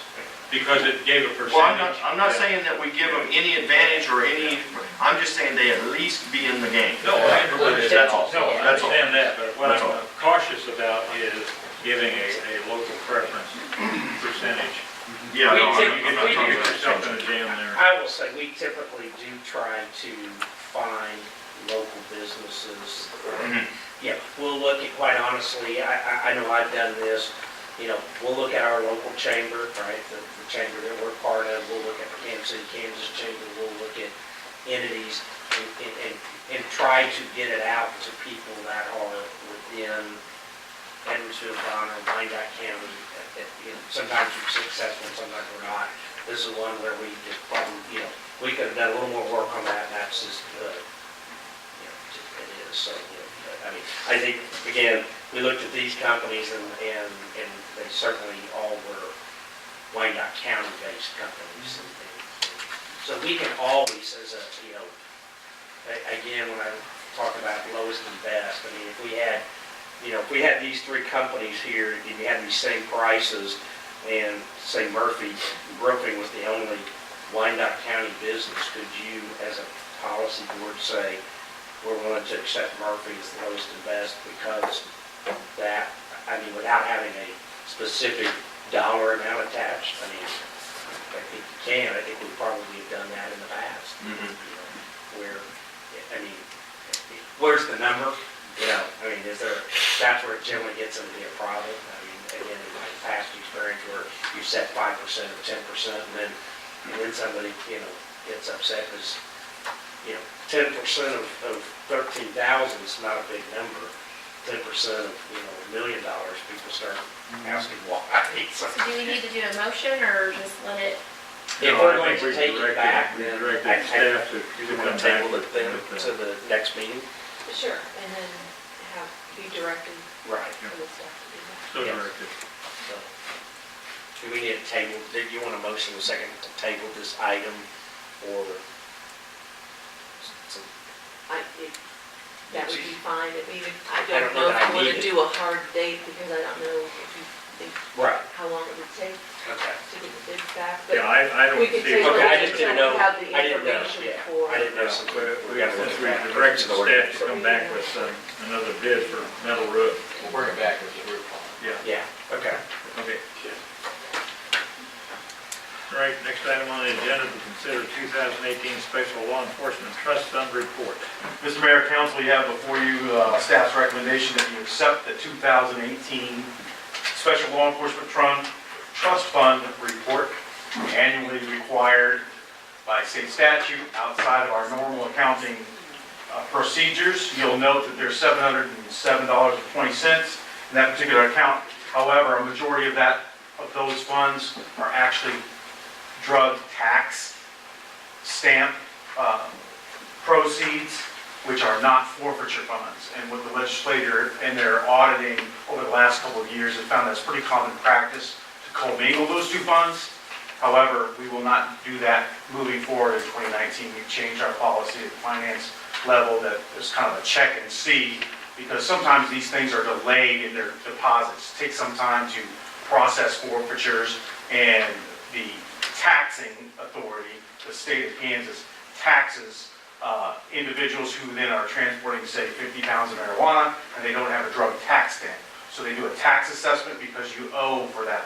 And then they sell cars and property and things. And then the local agency who generated that particular case, county or state, whichever agency it is, there's a percentage that is directed back to them after that is assessed and all the proceeds are gathered.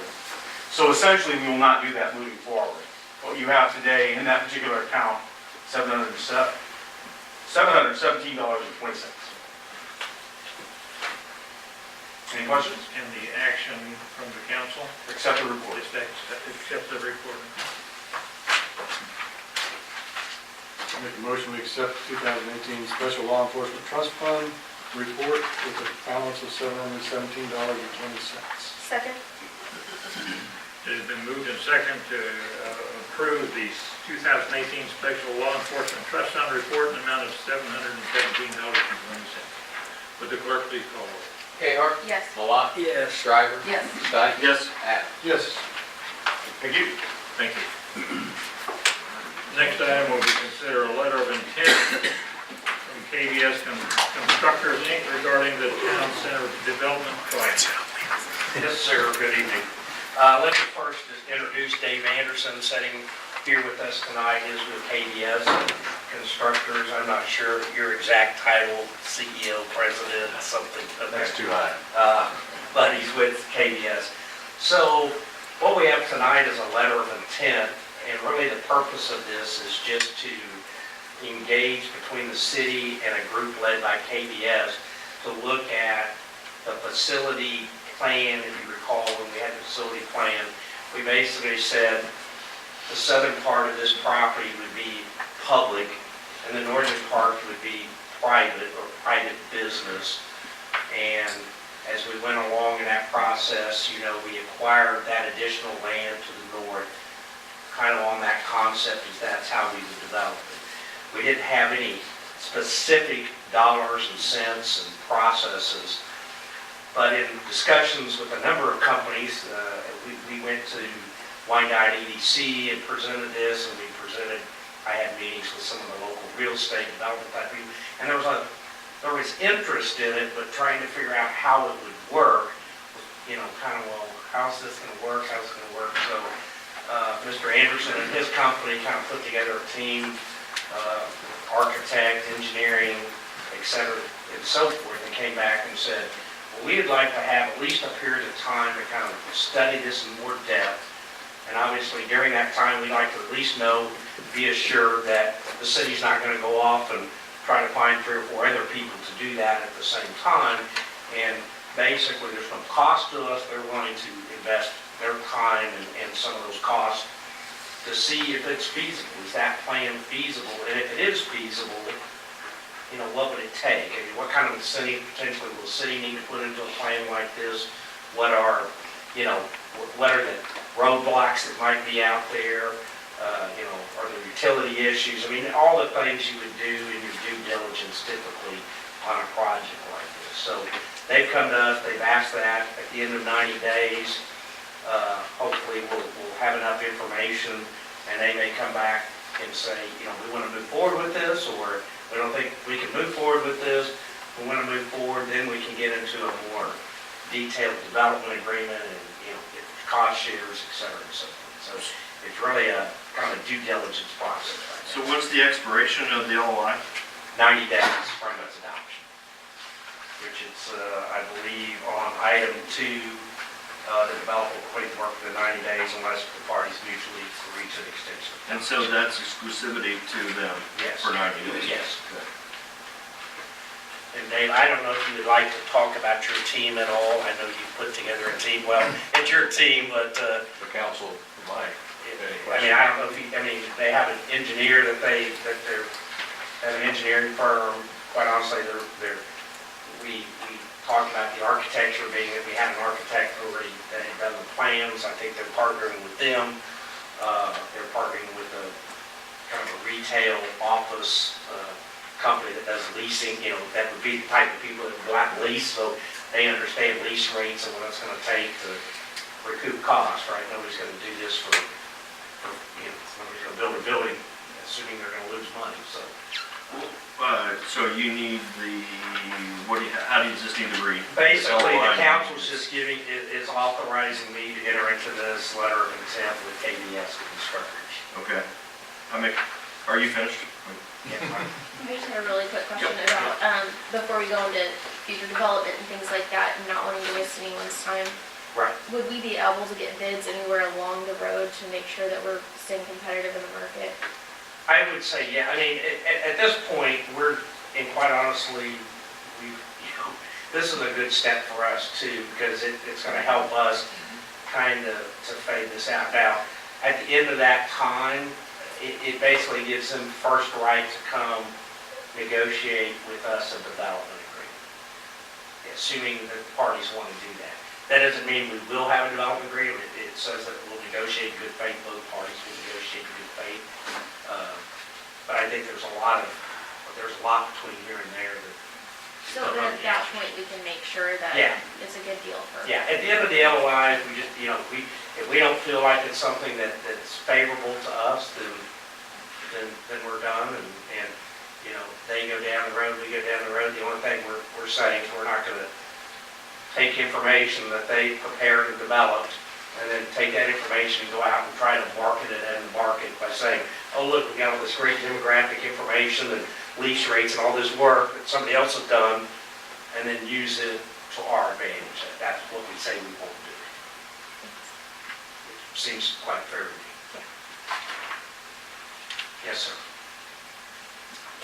I make a motion to authorize city manager to enter into or accept a LOI with KBS Constructors for the town center project. Second.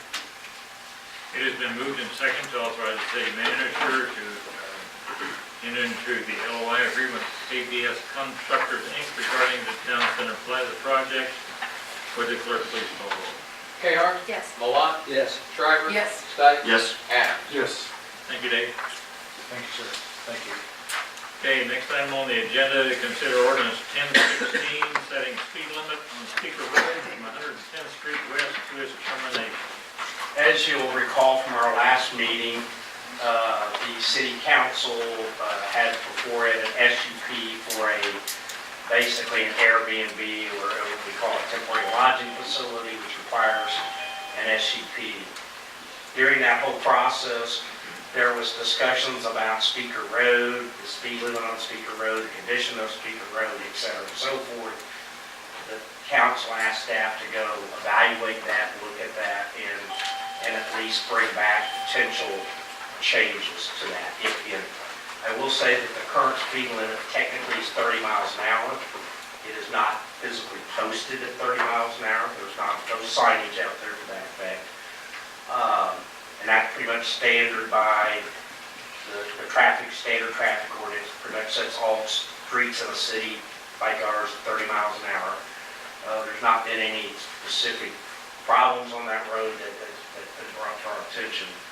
So we did look at that. I mean, I think everybody would agree that that is, a subpar road. It's not wide enough. All the problems have been raised. So we do have options, and we did have the engineer do basically what we're required to do, which is kind of I always find the right word, conduct some engineering and traffic investigation. So we didn't do a full engineering study where we go do traffic counts and speed counts and lots of engineering. That's not necessarily what's required. So we didn't do a design speed for the road. Came back, again, the recommendation from the planning commission was, can we look at 15 miles an hour? We looked at it. Certainly, you could probably support that, but statutorily, the lowest limit that's permitted is 20 miles an hour. So one question is, do you lower the speed limit from 30 to 20 and post it with a regulatory sign that says 20 miles an hour? Or the other option, which doesn't take any formal action, is we can do what's basically placards that are notice of saying this is an advisory speed. So the best example I can give you that you see every day when you're getting off the freeway and you're on the off ramp and it has a yellow sign with a speed limit on it, that's an advisory speed to say you really shouldn't go over 35 miles an hour. And I learned who they do that for, and that's people that drive RVs. So if you ever drive an RV and it says 35, they mean 35 for RVs. So you might be able to do it in your car at 40 or 45. That's not against the law. It's not a traffic citation. It's just advising you that you should drive at a lesser speed because of conditions. The other thing is the police always have the option, if somebody's traveling at a speed or doing something that's not fit for the conditions at the time, like so it's icy and you're still doing 70 miles an hour down the road, they could ticket you for that, for driving in an unsafe condition, regardless of the speed limit. So we really have the option, do we want to lower the speed limit to 20 miles an hour and post it that way? Or do we put in advisory signs, more of a cautionary standpoint? I'm not the engineer, he's here, but I think some of these times is you can over-sign, and number two, the advisory signs may be more effective than re-changing the speed limit. Mike, was that some of the feedback that they got at the planning commission? Yes. From the, that was Some their of the concern? Yes. They were concerned, and I mean, concerns raised, we have children that live there, people are, How many? there's 5 total houses on that street. So it's fairly limited. In reality, the people coming to and from the Airbnb, is probably not more than, probably less than if you had a single family home that was occupied. I think that's a 4 or 5 bedroom house. If you had husband, wife, 2 kids on there, you would have more traffic generated probably than you would on the Airbnb. My personal opinion is it was not a problem before, and just because somebody's opening a VRBO or Airbnb, I don't know. It's just all hypothetical. I don't think we make any changes to it whatsoever. I drove the very next day. I went back up there and drove multiple times back and forth, and you're not going to exceed that speed anyway. I just think it's not an issue, and we did one. What did the engineer suggest? I'll let Randy speak for himself as city engineer, so. Sure. Go ahead. Oh, okay. You gotta go for the next item. It's gonna be a 4-lane sidewalks.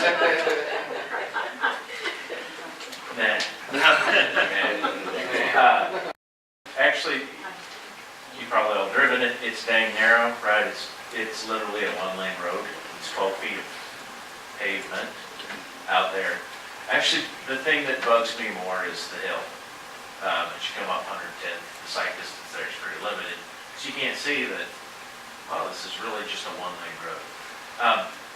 When Mike brought it to my attention, that was the thing that I think, bearing in mind, people turning off the street, not realizing Speaker Road is dead end, even though it says no outlet.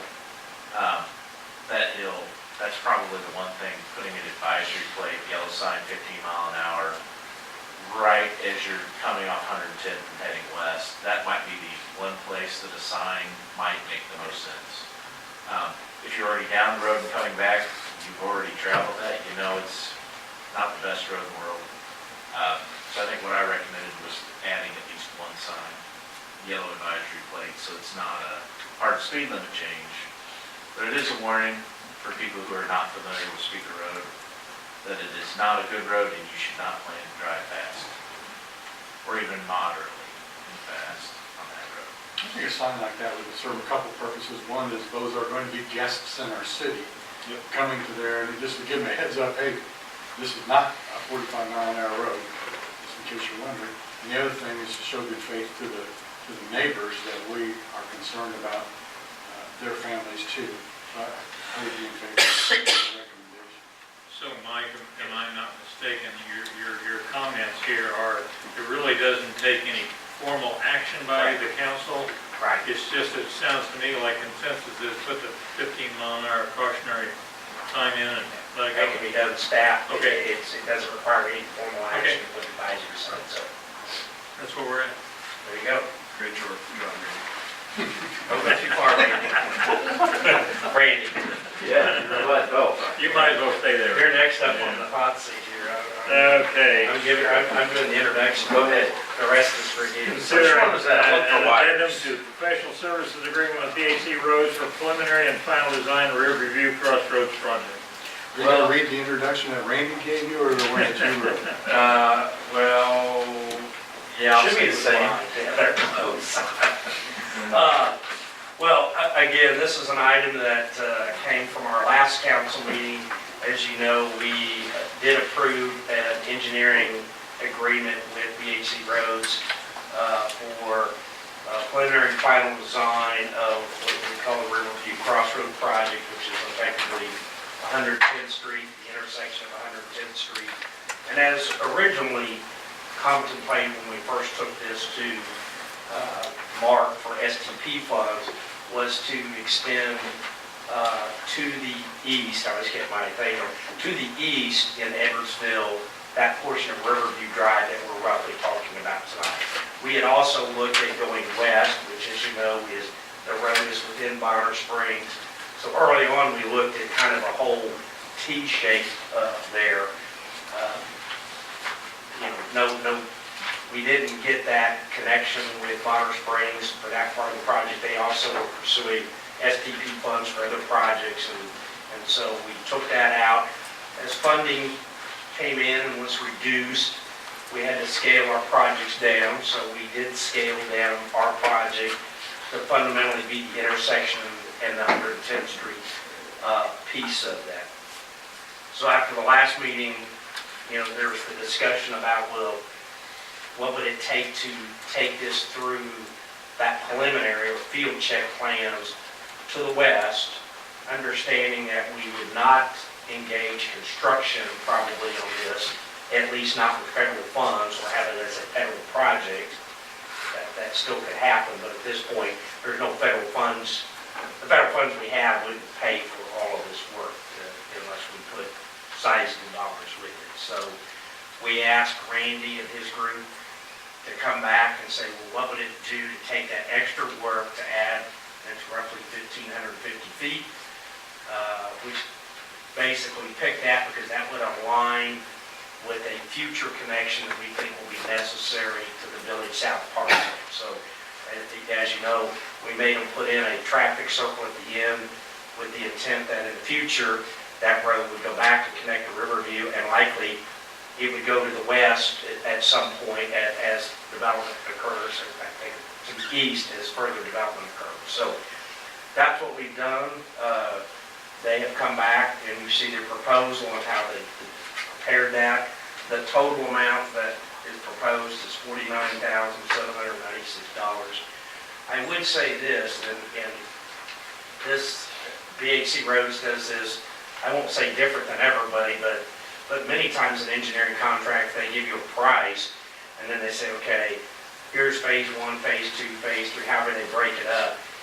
And what they do is they just charge you that amount of money, right? So they just, if phase 1 is $25,000, they'll show we're 50% complete this month, and they'll send us a bill for half of it, and then next month that phase is done, and they send you a bill for the rest of it, something else. BHC really does track their time on the project, so it's really a billable hour and a not to exceed. So if they do the first part of this project, say the surveying, and the surveying is 5 hours less, then we get that credit. Now the next phase may be more, but they still cap it at that level. So they do break their hours down and bill us by the hour with a not to exceed. They don't just automatically bill us what that contract amount is. They do justify their hours. So with that, I don't know if Randy wants to add anything, if you have specific questions. I think the only thing I would say is this, and this is the policy decision for you all, but you're not going to get it less expensive in the future in the state. There are certain pieces, as you see in here, that if we're having a public meeting and we got 4 hours of time spent on a public meeting, whether that public meeting includes 2,000 feet of 110th Street or includes 2,000 feet of 110th Street and 1,500 feet of Riverview, it's still going to be 2 hours of time. And so if you come back in the future, you're going to have to, but you're going to want to have those kind of meetings. So there are savings involved by combining these that you wouldn't see if we completely separated and said, we'll come back to this in a couple of years. And I'm sure Randy can address that further. Thanks. So basically, as was brought up last council meeting, we went back and looked, talked to the surveyor to figure out, based on the work we're already doing, on what you've approved, and then what would it add to take that extra 1,500 feet east along Riverview to get that survey corridor.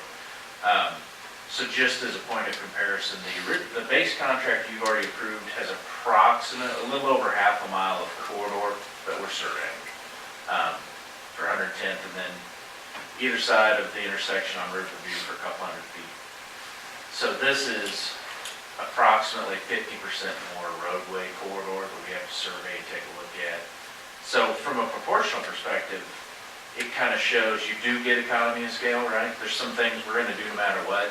You can bolt some things on and it doesn't ratchet up, just based on the number of feet of street you want to add. There's some things you've already paid us to do, and it doesn't take that much extra time if you want us to look at that quarter mile of Riverview. But there are some things that do add time, and so that's what we're trying to show here. So while the number is noticeable, there's no doubt about it, proportionally to what we're already doing, it's relatively small. 25% basically, for getting 50% more street planned to that stage. Moving forward, this isn't for final plans because that's not what you said you wanted to do, and it's probably not time, right? You want a developer to help you pay for those, and that makes the most sense for the city. The good thing here is you can tell the developer, this is what you ought to help, or you ought to plan to pay for to do it right. And you can tell the developer, this is how much right-of-way and easements we need you to dedicate for us when you're submitting your plans to make sure the road can get built and the city can accommodate all the other needs along Riverview that fits the long-range needs of the community. You're currently surveying right now, aren't We you? are currently surveying what was originally approved for the project. So, as Mike said, you want to do this at some point in the future, right now we can basically just piggyback on. And Mike did allude to, one thing that our company were very diligent about is, this is a theoretical maximum for this scope of work, but we only bill you for what we do. And if staff says, you know what, that's all we need you to do right now, just stop, then we're not gonna bill you for everything. We're gonna only bill you for what we've done. So if we get through the conceptual phase, which we've broken out in what we shared you, we do survey and then we go through conceptual to give you an idea of kind of how the road might fit in there. Then the cost is more like a total of $30,000 as opposed to $49 to that point. So our contracts have that built in. Staff can direct us to stop. That's what we did on 102nd Street. So we built well underneath because you didn't need us to finish. So we try to be very transparent with you about that. There's not a slide that'll show that actually butts up to the end of the cul-de-sac, what I call it, that would allow that turn to come down. I have a graphic on my iPad and what we submitted to staff, I don't know that there's a They slide should have it on the, to show. is it not? I was gonna say in the packet. Or magnifying glass. Yeah. Is it there? It's on the there it last page, it says page A3, and On the Zoom? and you can, There you go. page A3, yeah. And you can see the Village South Parkway to the north, to the end of the cul-de-sac. Well, yeah, that's what I was looking at. Yeah. That's what I'm talking about. But anyway, No, I don't have a larger one for you. okay, yeah. I don't But what that, So it's in the red, the additional is in the red, the Right. 1,500 feet is in the red. so at the end of the cul-de-sac, if where we have proposed at the end of the red, would that radius and would that allow the road to make it the turn The turn goes that it south. needs to be in Joyner? Well, long ago when this was first talked about, and if, I'm gonna give you a recommendation on the city's behalf for whoever the developer is. Village South Parkway should continue farther to the east than it is now. It makes all sorts of sense. So that whatever the internal development traffic is, that you get a lot of cross traffic, right? Visitors here, right, they're going to a restaurant. Keep them off of the main city streets. You keep them internal to the development. And that's what Village South Parkway will do. And it will guarantee that the developers are paying for 100% of that street improvement over time. So what I would imagine and recommend here is that at some point, that becomes a T intersection. Dive south, intersects with Riverview, quarter mile from 110th Street. But Village South Parkway would continue east into the next tracts, going even farther towards 435 over time as they build out. With another return leg somewhere. Yep. Got it.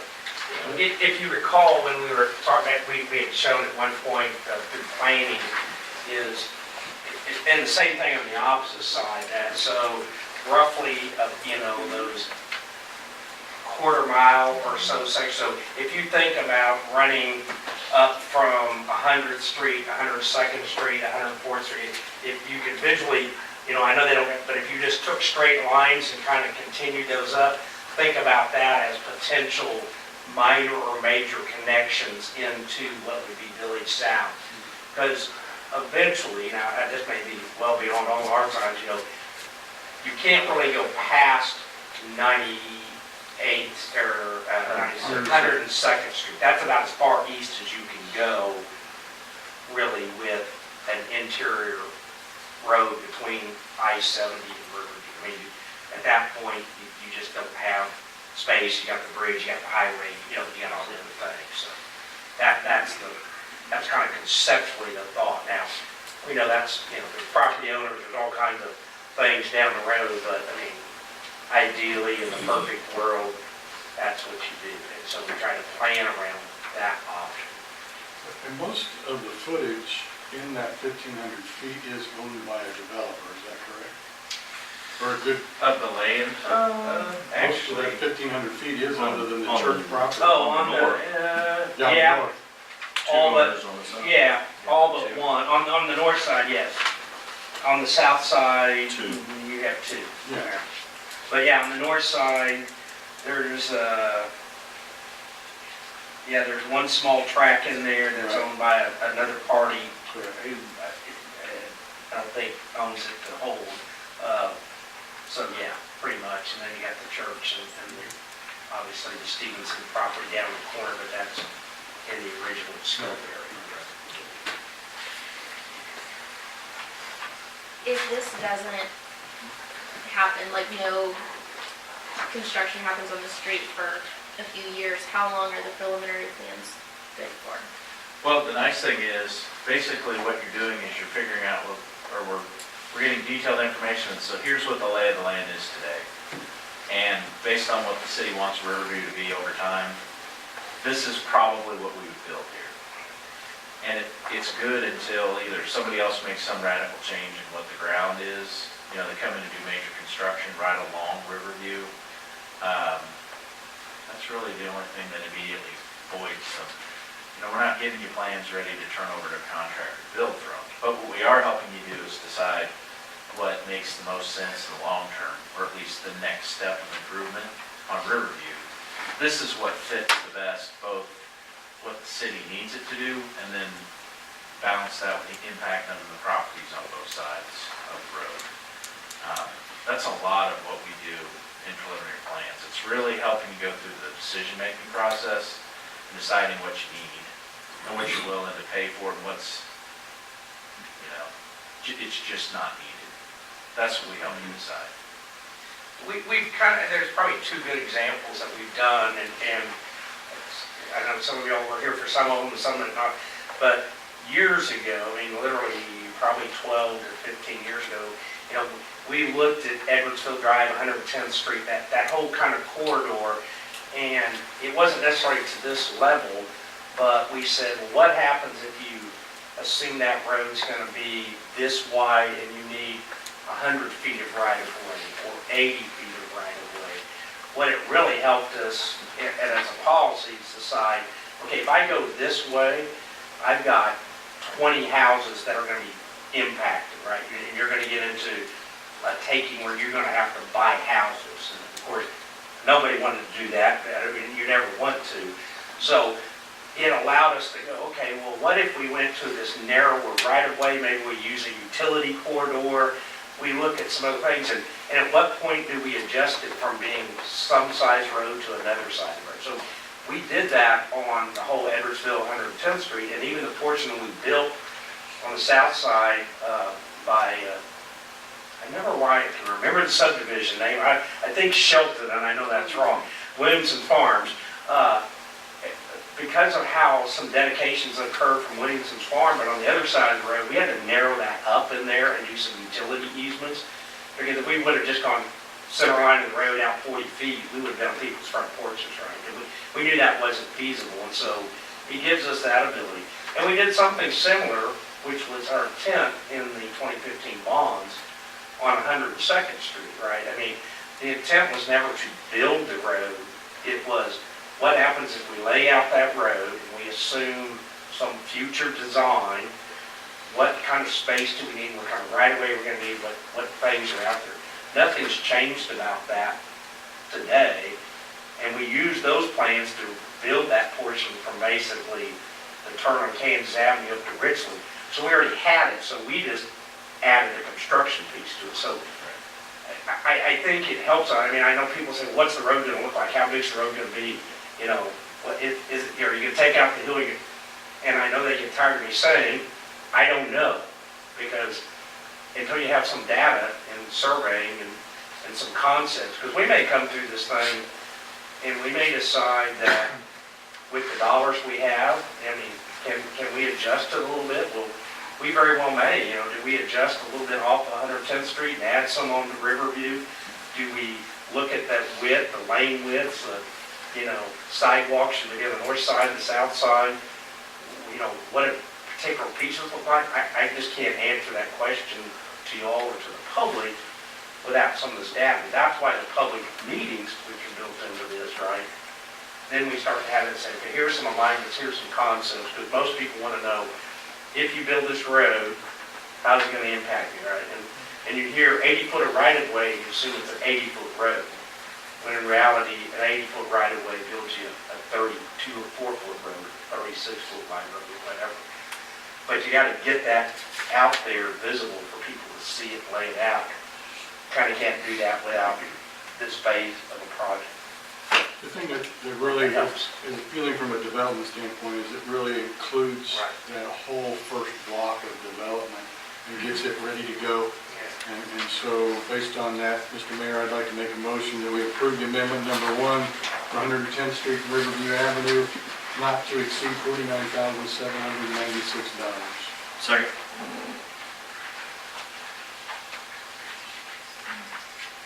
I'm sorry, I turned my paper over before I hit 49,796. Okay, so the motion was made and seconded to approve the addendum for professional services agreement with BHC Roads and preliminary and final design for Riverview Crossroads project, not to exceed 49,796. Would the clerk please call? KR, No. Malak, Yes. Shriver, Yes. Stites, Yes. Adams. Yes. Thank you.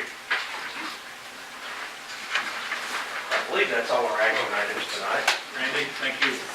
Thanks very much. I hope so. I'm sitting down.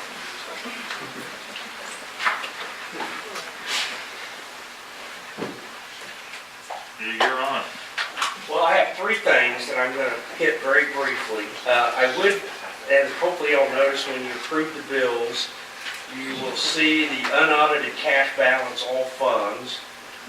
And I always caution, we still have bills that have to be paid that I hit this particular year. But I think if you look at our unencumbered cash balances to all of our funds, there's no negatives. There'll be some cleanups on a couple of those we talked about earlier in the year. But it would appear that we will maintain that general fund cash balance in that 800,000 plus range. I don't foresee us spending $200,000 that hasn't been accounted for yet. There will be some, so that's a positive. So I just want to note that. Considering the year we had, I'm actually a bit surprised because there were some challenges. Second thing, Friday night is the Chamber Annual Dinner. If you still want to go, we really need to know tomorrow morning because they need a head count. We have one table, but I mean, it's quote full, but we have room for added people. I mean, there's certainly room. It is at the Fuel House. I think it starts at 5:30 social hour, 6:30 dinner. Correct. If I'm not mistaken. So our very own Zach will be awarded with becoming the president of the organization. I told him don't become third vice president because it always catches you. So here I am. I'm the ex officio member for life, so I don't ever get to be the president. highly disappointed, but I'll get to it. The last thing, I'm going to be in sunny Guatemala starting Saturday morning, 5:07 a.m. I could use a ride to the airport if anybody really wants to get up that early, but I'll probably figure out my way there. So I will be out of the office during the week, relatively inaccessible, and even if I'm accessible, I'm not sure there's much I can do there. But we have a great team, and Zach and the Chiefs and Tammy will take care of everything. Typically, when I leave, the weather's bad, but I've been told it's actually in the 50s, at least for the weekend, so I don't know what it does after that. Just leading up to the weekend. Yeah, leading up to the weekend, I'm here through that part, but normally when I leave town, I catch flack from everybody, because it seems like we always have big snowstorms, but let's hope this year is the exception. Thank you, That, Mike. Mayor, I don't have anything unless there's Zach, have you questions. got anything to add? No, sir. Okay. Chief Peace. The only update I have is we onboarded 3 new employees today. They're getting started at a full day today and a full week of orientation. They won't start their field training until the 10th of February, and we're hoping for the April class for 2 of them, if not August. So they're pretty full. It's as deep waiting list as we've ever seen historically, so it's pretty challenging. So we're putting them to work. Thank you. Great to hear that. Chief Whitaker. We filled the last position we have with the firefighter EMT is already part-time. We don't have a delay. He started work today, on shift, fully certified, and get the ground rolling, and we'll be here, and we're set with that. We are in the process, we are interviewing 8 of our college students from the last fire academy class at Johnson County Community College, Wednesday and Thursday, so I will probably have a new batch of volunteers that are looking at coming through.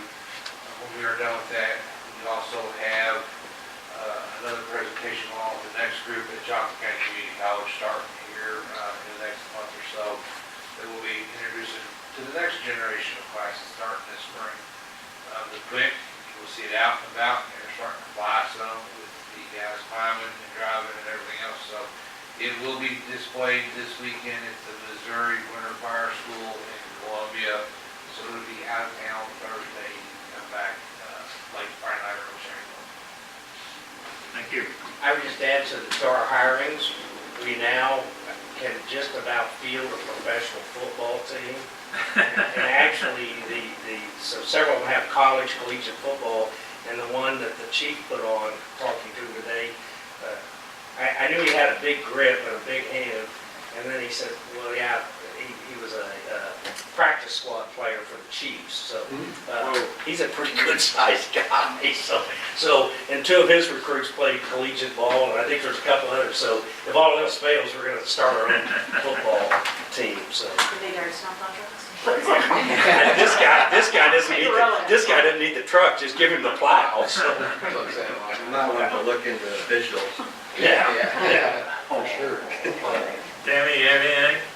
No, public works just is busy with snow and ice removal. Okay. We've had 3 storms the last couple of weeks, and we'll just keep busy doing what we do. Thank you. Lisa? Okay. I'm gonna shuffle them up tonight. Margaret, you're gonna go first. Garrett? Flip them on. Margaret, you get to go first. I kind of wrote a few notes. I know we talked a little bit about the roofing companies, a little bit of conversation. I know, Mike, you said, we don't necessarily choose the lowest bid, this and that. I just wanted to follow up. I know you always check references to probably for each company and you didn't give any references for these companies tonight, but I. No, we did our due diligence. Exactly. They're all reputable, good companies, I'm all sure you do. insured, and Exactly. the one is our contractor, our commercial roofing contractor. So that's one of the 3 of them, so. And the other 2 have been doing work around here with all the other ones. And Edwardsville and some But I know others. you've always done that in any case you brought things to us. Question about the lot right east of Jackson Service Center, Okay. that East lot of- that's right there. The paved lot? Correct. Wasn't that gonna be, was there gonna be something go in there? Was there, There- nothing's changed there? Yeah, no, there was an individual who had discussed opening a used car lot, went through the SUP process, and then elected not to pursue it. And so it never happened. So at this point, there's been a change in that.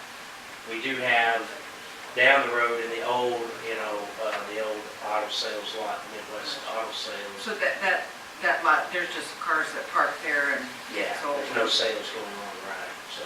Well, there is, but. Yes. No, it dawned on me, I thought, that's something, we talked about something, so that. We did. At one point, they were going to do an approved sales lot Yes. at that location. They did go through the SUP process. They got approved, but they never pursued moving it to the, basically, the construction development. I mean, if we were on the night or something, and they said, oh, we decided not going to do it, so. Just another business would have been nice. Yeah. And then one more question, so the business that's down the street, I can't remember the name of it, that closed up. The new owner bought it, but it had the floodplain problems right there, it's on the north side of K32 down by a little bit west of Mark's Motorcycles, you know, the one right on the corner. Car finder? Oh, the car finders? Yes. Yeah, I mean, Nothing or- we connect every so, but there hasn't been any movement on it. I mean, he was gonna build new buildings there and address some of the floodplain. We had an engineer representing them, and he bought the land. I mean, he bought it outright, so I don't know what his plan is. C2 is an auto dealer, he has operations in Kansas City, Kansas. That's a good Part of business, that. it's sales tax. Apparently, there's good money in the used car business right here the last few years. That's all I have, safe travels to you. Thank you very much. Gary? I'm really torn on that voting no on that ordinance for the cigarette sales and all that. And the reason I voted no is because I just wanted to do a little bit more research on that. I wanted to visit with some of the high school people. I kind of know some of those people. I kind of wanted to see what kind of a problem that really was up there. And I am not an advocate of smoking by any means. I'm like Chuck, I hate it. A couple of my real good friends smoke, and I just make them go outside, and I say, don't even breathe on me when you come back in. But I wanted to explain that no vote on that, so people didn't think I'm just saying, no, go ahead and go smoking or stuff. But I want to make sure that comes out. I'd like for that to be in the minutes. Yes, sir. Carolyn? I was going to ask when we come back with the roof bids for the metal versus the ones we already have for composite, if we could also just have in that report the longevity difference and things like that, so we can really compare the quality of those. I was also wondering about the parks plan bid that we were working on, and if we ever reached out to any college groups. We did reach out to, we sent a solicitation to area colleges as well as Wichita State. Wichita State submitted a proposal for that. So where that's at in the process is we kind of put together our interview panel for those submissions. We will, right now the plan is scheduling, we're working on it now, but between February 11th and February 13th is holding interviews with the firms who submitted, bring a recommendation from that interview panel to the Parks Board at their February meeting, which will probably be February 19th, and then likely that March 11th meeting bring the Parks Board recommendation to the City Council to move forward. Okay. So it's both private bids and a college review submitting a proposal as well? Yes. Okay. And then if we're explaining no votes, I'll just take a quick minute on mine. And that's just similar to my last one. I just feel like just the timing on it. I'd like to talk with the developer beforehand, see a little more progress on the corner beforehand, and try to work hand in hand in covering those costs and making those decisions. And so I feel like just the timing was a little off on it. And especially when everyone's taxes have gone up recently, the levy's down, but appraisals have gone up, that I'm just a little more sensitive to spending, and just want to be really cautious in how we spend those tax dollars that are coming in. And I will note that we will continue to work with the developer, and I would say that as a city, we have certain leverages, right, in the future there, so. That's not to say that just because we're doing the planning that we expect that we're going to carry the burden of the construction. Thank you. Chuck? I'll start off here, the last thing, since that's what you just brought up. At one point, we didn't have sewers at 110th and I-70. And we as a city decided that we would vote to have sewers before we ever had a contractor, a developer, anybody really even interested in that corner. And now I'm thinking that hopefully we're within 60 days of seeing a 10-story hotel going in our city. So being forward-thinking and planning ahead, that's if we're explaining our yes votes. That's why. I'm hoping that as we voted on the sewers, this thing will, and when we start seeing a shovel in the ground up there, I think development will follow behind it very quickly. Trash. Now that the snow's melted, it can't be snow because it's gone. Trash is all over. 435 looks terrible again. I mean, I know, All over. I mean, tomorrow we're talking about -5 degrees, so I'm not saying people need to go start picking up trash. It's not going away. It's just something that we need to make sure that as we plan for maybe spring help, summer help, any help, so that we can get our trash under control. I was glad to see the email regarding the getting some resolution on the house that burned on 94th Street. Where are we at on that? And I had thought that we put that we voted that we would have something in place that as soon as we heard something that we'd have a contractor that would start tearing it down immediately. We do have bids or quotes that we've gotten. They're at least probably 2 to 3 months before they could do the project just by their schedule. We are still working, so we have the money, so that's the good part. Part of the question is this issue around spending the money on demoing the house is pretty clear, but there's some other items there to clean up. And we've had some discussions, so now we have two parties besides the owner, the insurance company, and now the bank has become engaged because they don't want to lien on their property, and we don't want to lien on the property either. So a little bit, and Lisa and I have been working together to make sure we just cover, get all our T's crossed, I's dotted, so we don't go in there and do something and put the city in the spot, but it's not forgotten. We're ready to move forward with getting the bids. We're somewhat hoping that the bank or the owner will actually take the lead, but I don't know if that's going to be the case. So, I mean, we're still prepared for the city to be the lead and go get the work done, and we have the money secured. Preferably always, because it's a property right thing, is for them to do it. But I don't think the property owner is going to do that. We have more money than we anticipate it will cost to do, so then we have to refund those dollars, and that's part of the question too. And the property owner is due in court for code cases on February 7th, so next Thursday. Okay. They failed to appear 3 weeks ago. Okay. So their next court appearance is next Thursday. Okay. So hoping that they will appear and we can have somewhat of a discussion Yeah. about the demolition and the code cases at the same time with the prosecutor and the judge. So we still anticipate this being, I mean, a spring, get it done. So it hasn't fallen off the radar. I know it hasn't been visible right. I'm excited about the LOI with KBS. I think that that's something, it doesn't cost the city a dime.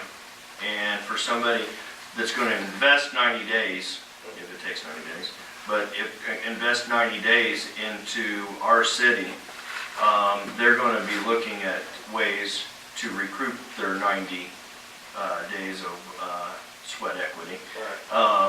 And to see projects happen here in downtown. And I think it's pretty exciting to think about north end development. Now we have south, kind of south end development. We've got a lot going on in the industrial park. And I think that things are looking really good. I like it. I like to see that. when I talk about the development on the north and the south, I saw something here, and I don't know where it was, might be my age getting to me, but there was some group that was talking about like a revitalization of from Lawrence to 435 along the river. Do you know anything about that? Did you hear about it? And you know, using the river front. Right. For events, for development, restaurants, that type of stuff. And I'll look into it a little bit more, but there used to be, and Mayor, you guys. Yeah, there was funds, well, there used to be a raft race, but back to this development thing, there used to be state funds set aside before Brownback come in and wiped everything out. So Graves had some money set aside for the Call River to try to develop along there, and so that's all gone now.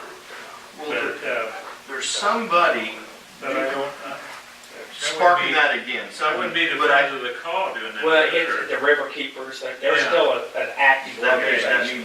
may be the name that kind of rings a bell. But you know, I think, man, we're sitting on some a great piece, you know, in our city. You know, I could picture a nice restaurant or something overlooking the river, but anyway.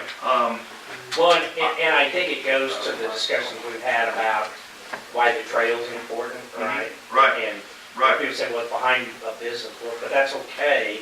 Look at Because Riverside. you're using the Same river as a thing. The park plan, and you look at the land we now have there where River Park is, by getting that additional property, I mean, we open up opportunities for the use of the river as a recreational activity. Right, right. So I do think there's pieces there. I haven't heard specifically, I know that river keepers do a lot of, you know, cleanups, and they want to restore, you know, natural habitats and things. Now, they tend not to be very, they don't like river dredging, sand company dredging. I mean, but that's been, you know, a long time on that. But in some respects, they keep a check on how much sand is getting dredged out and kind of being, you know, watched all over that, which isn't bad, so. Okay. To your point too, the 2019 budget did include, I think it was $15,000 in earmarked special sales tax money for some continued development of the riverfront area as a kind of a fill-in momentum that we had from the trail expansion. So that is something that our park board especially is cognizant of. It's a community feature that could stand to be utilized a little bit more in the future. Okay. Homestead Motors. Yes. Anything? They are in the process of this new company, All Star. They went through, they had to get an SUP through the planning commission. That was approved. It will come officially to you all at the next meeting, which is our planning commission meeting. Yes, they've moved vehicles in there, we're aware of that. They technically can't sell, their license, their auto license is still tied to their place in Olathe.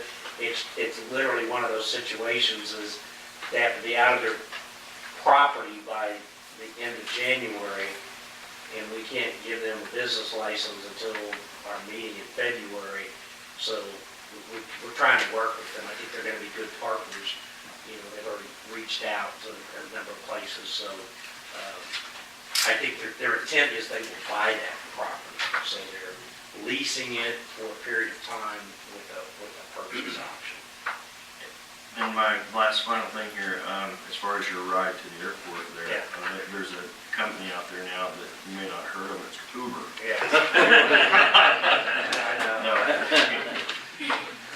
And my thing is, how early do I get up or do I stay out at the airport? And so we're gonna stay at the airport, but their first shuttle doesn't leave till 4:20.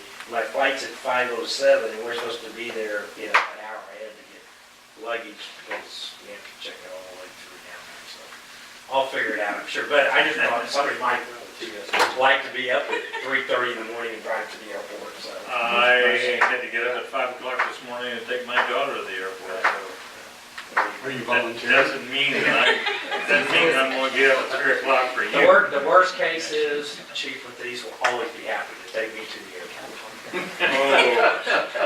That is the worst case scenario. I don't know what it looks like right now, but I'm not looking at it. And that has been recorded. Anyways. Okay. Are you done, Chuck? Yes. Okay, check that.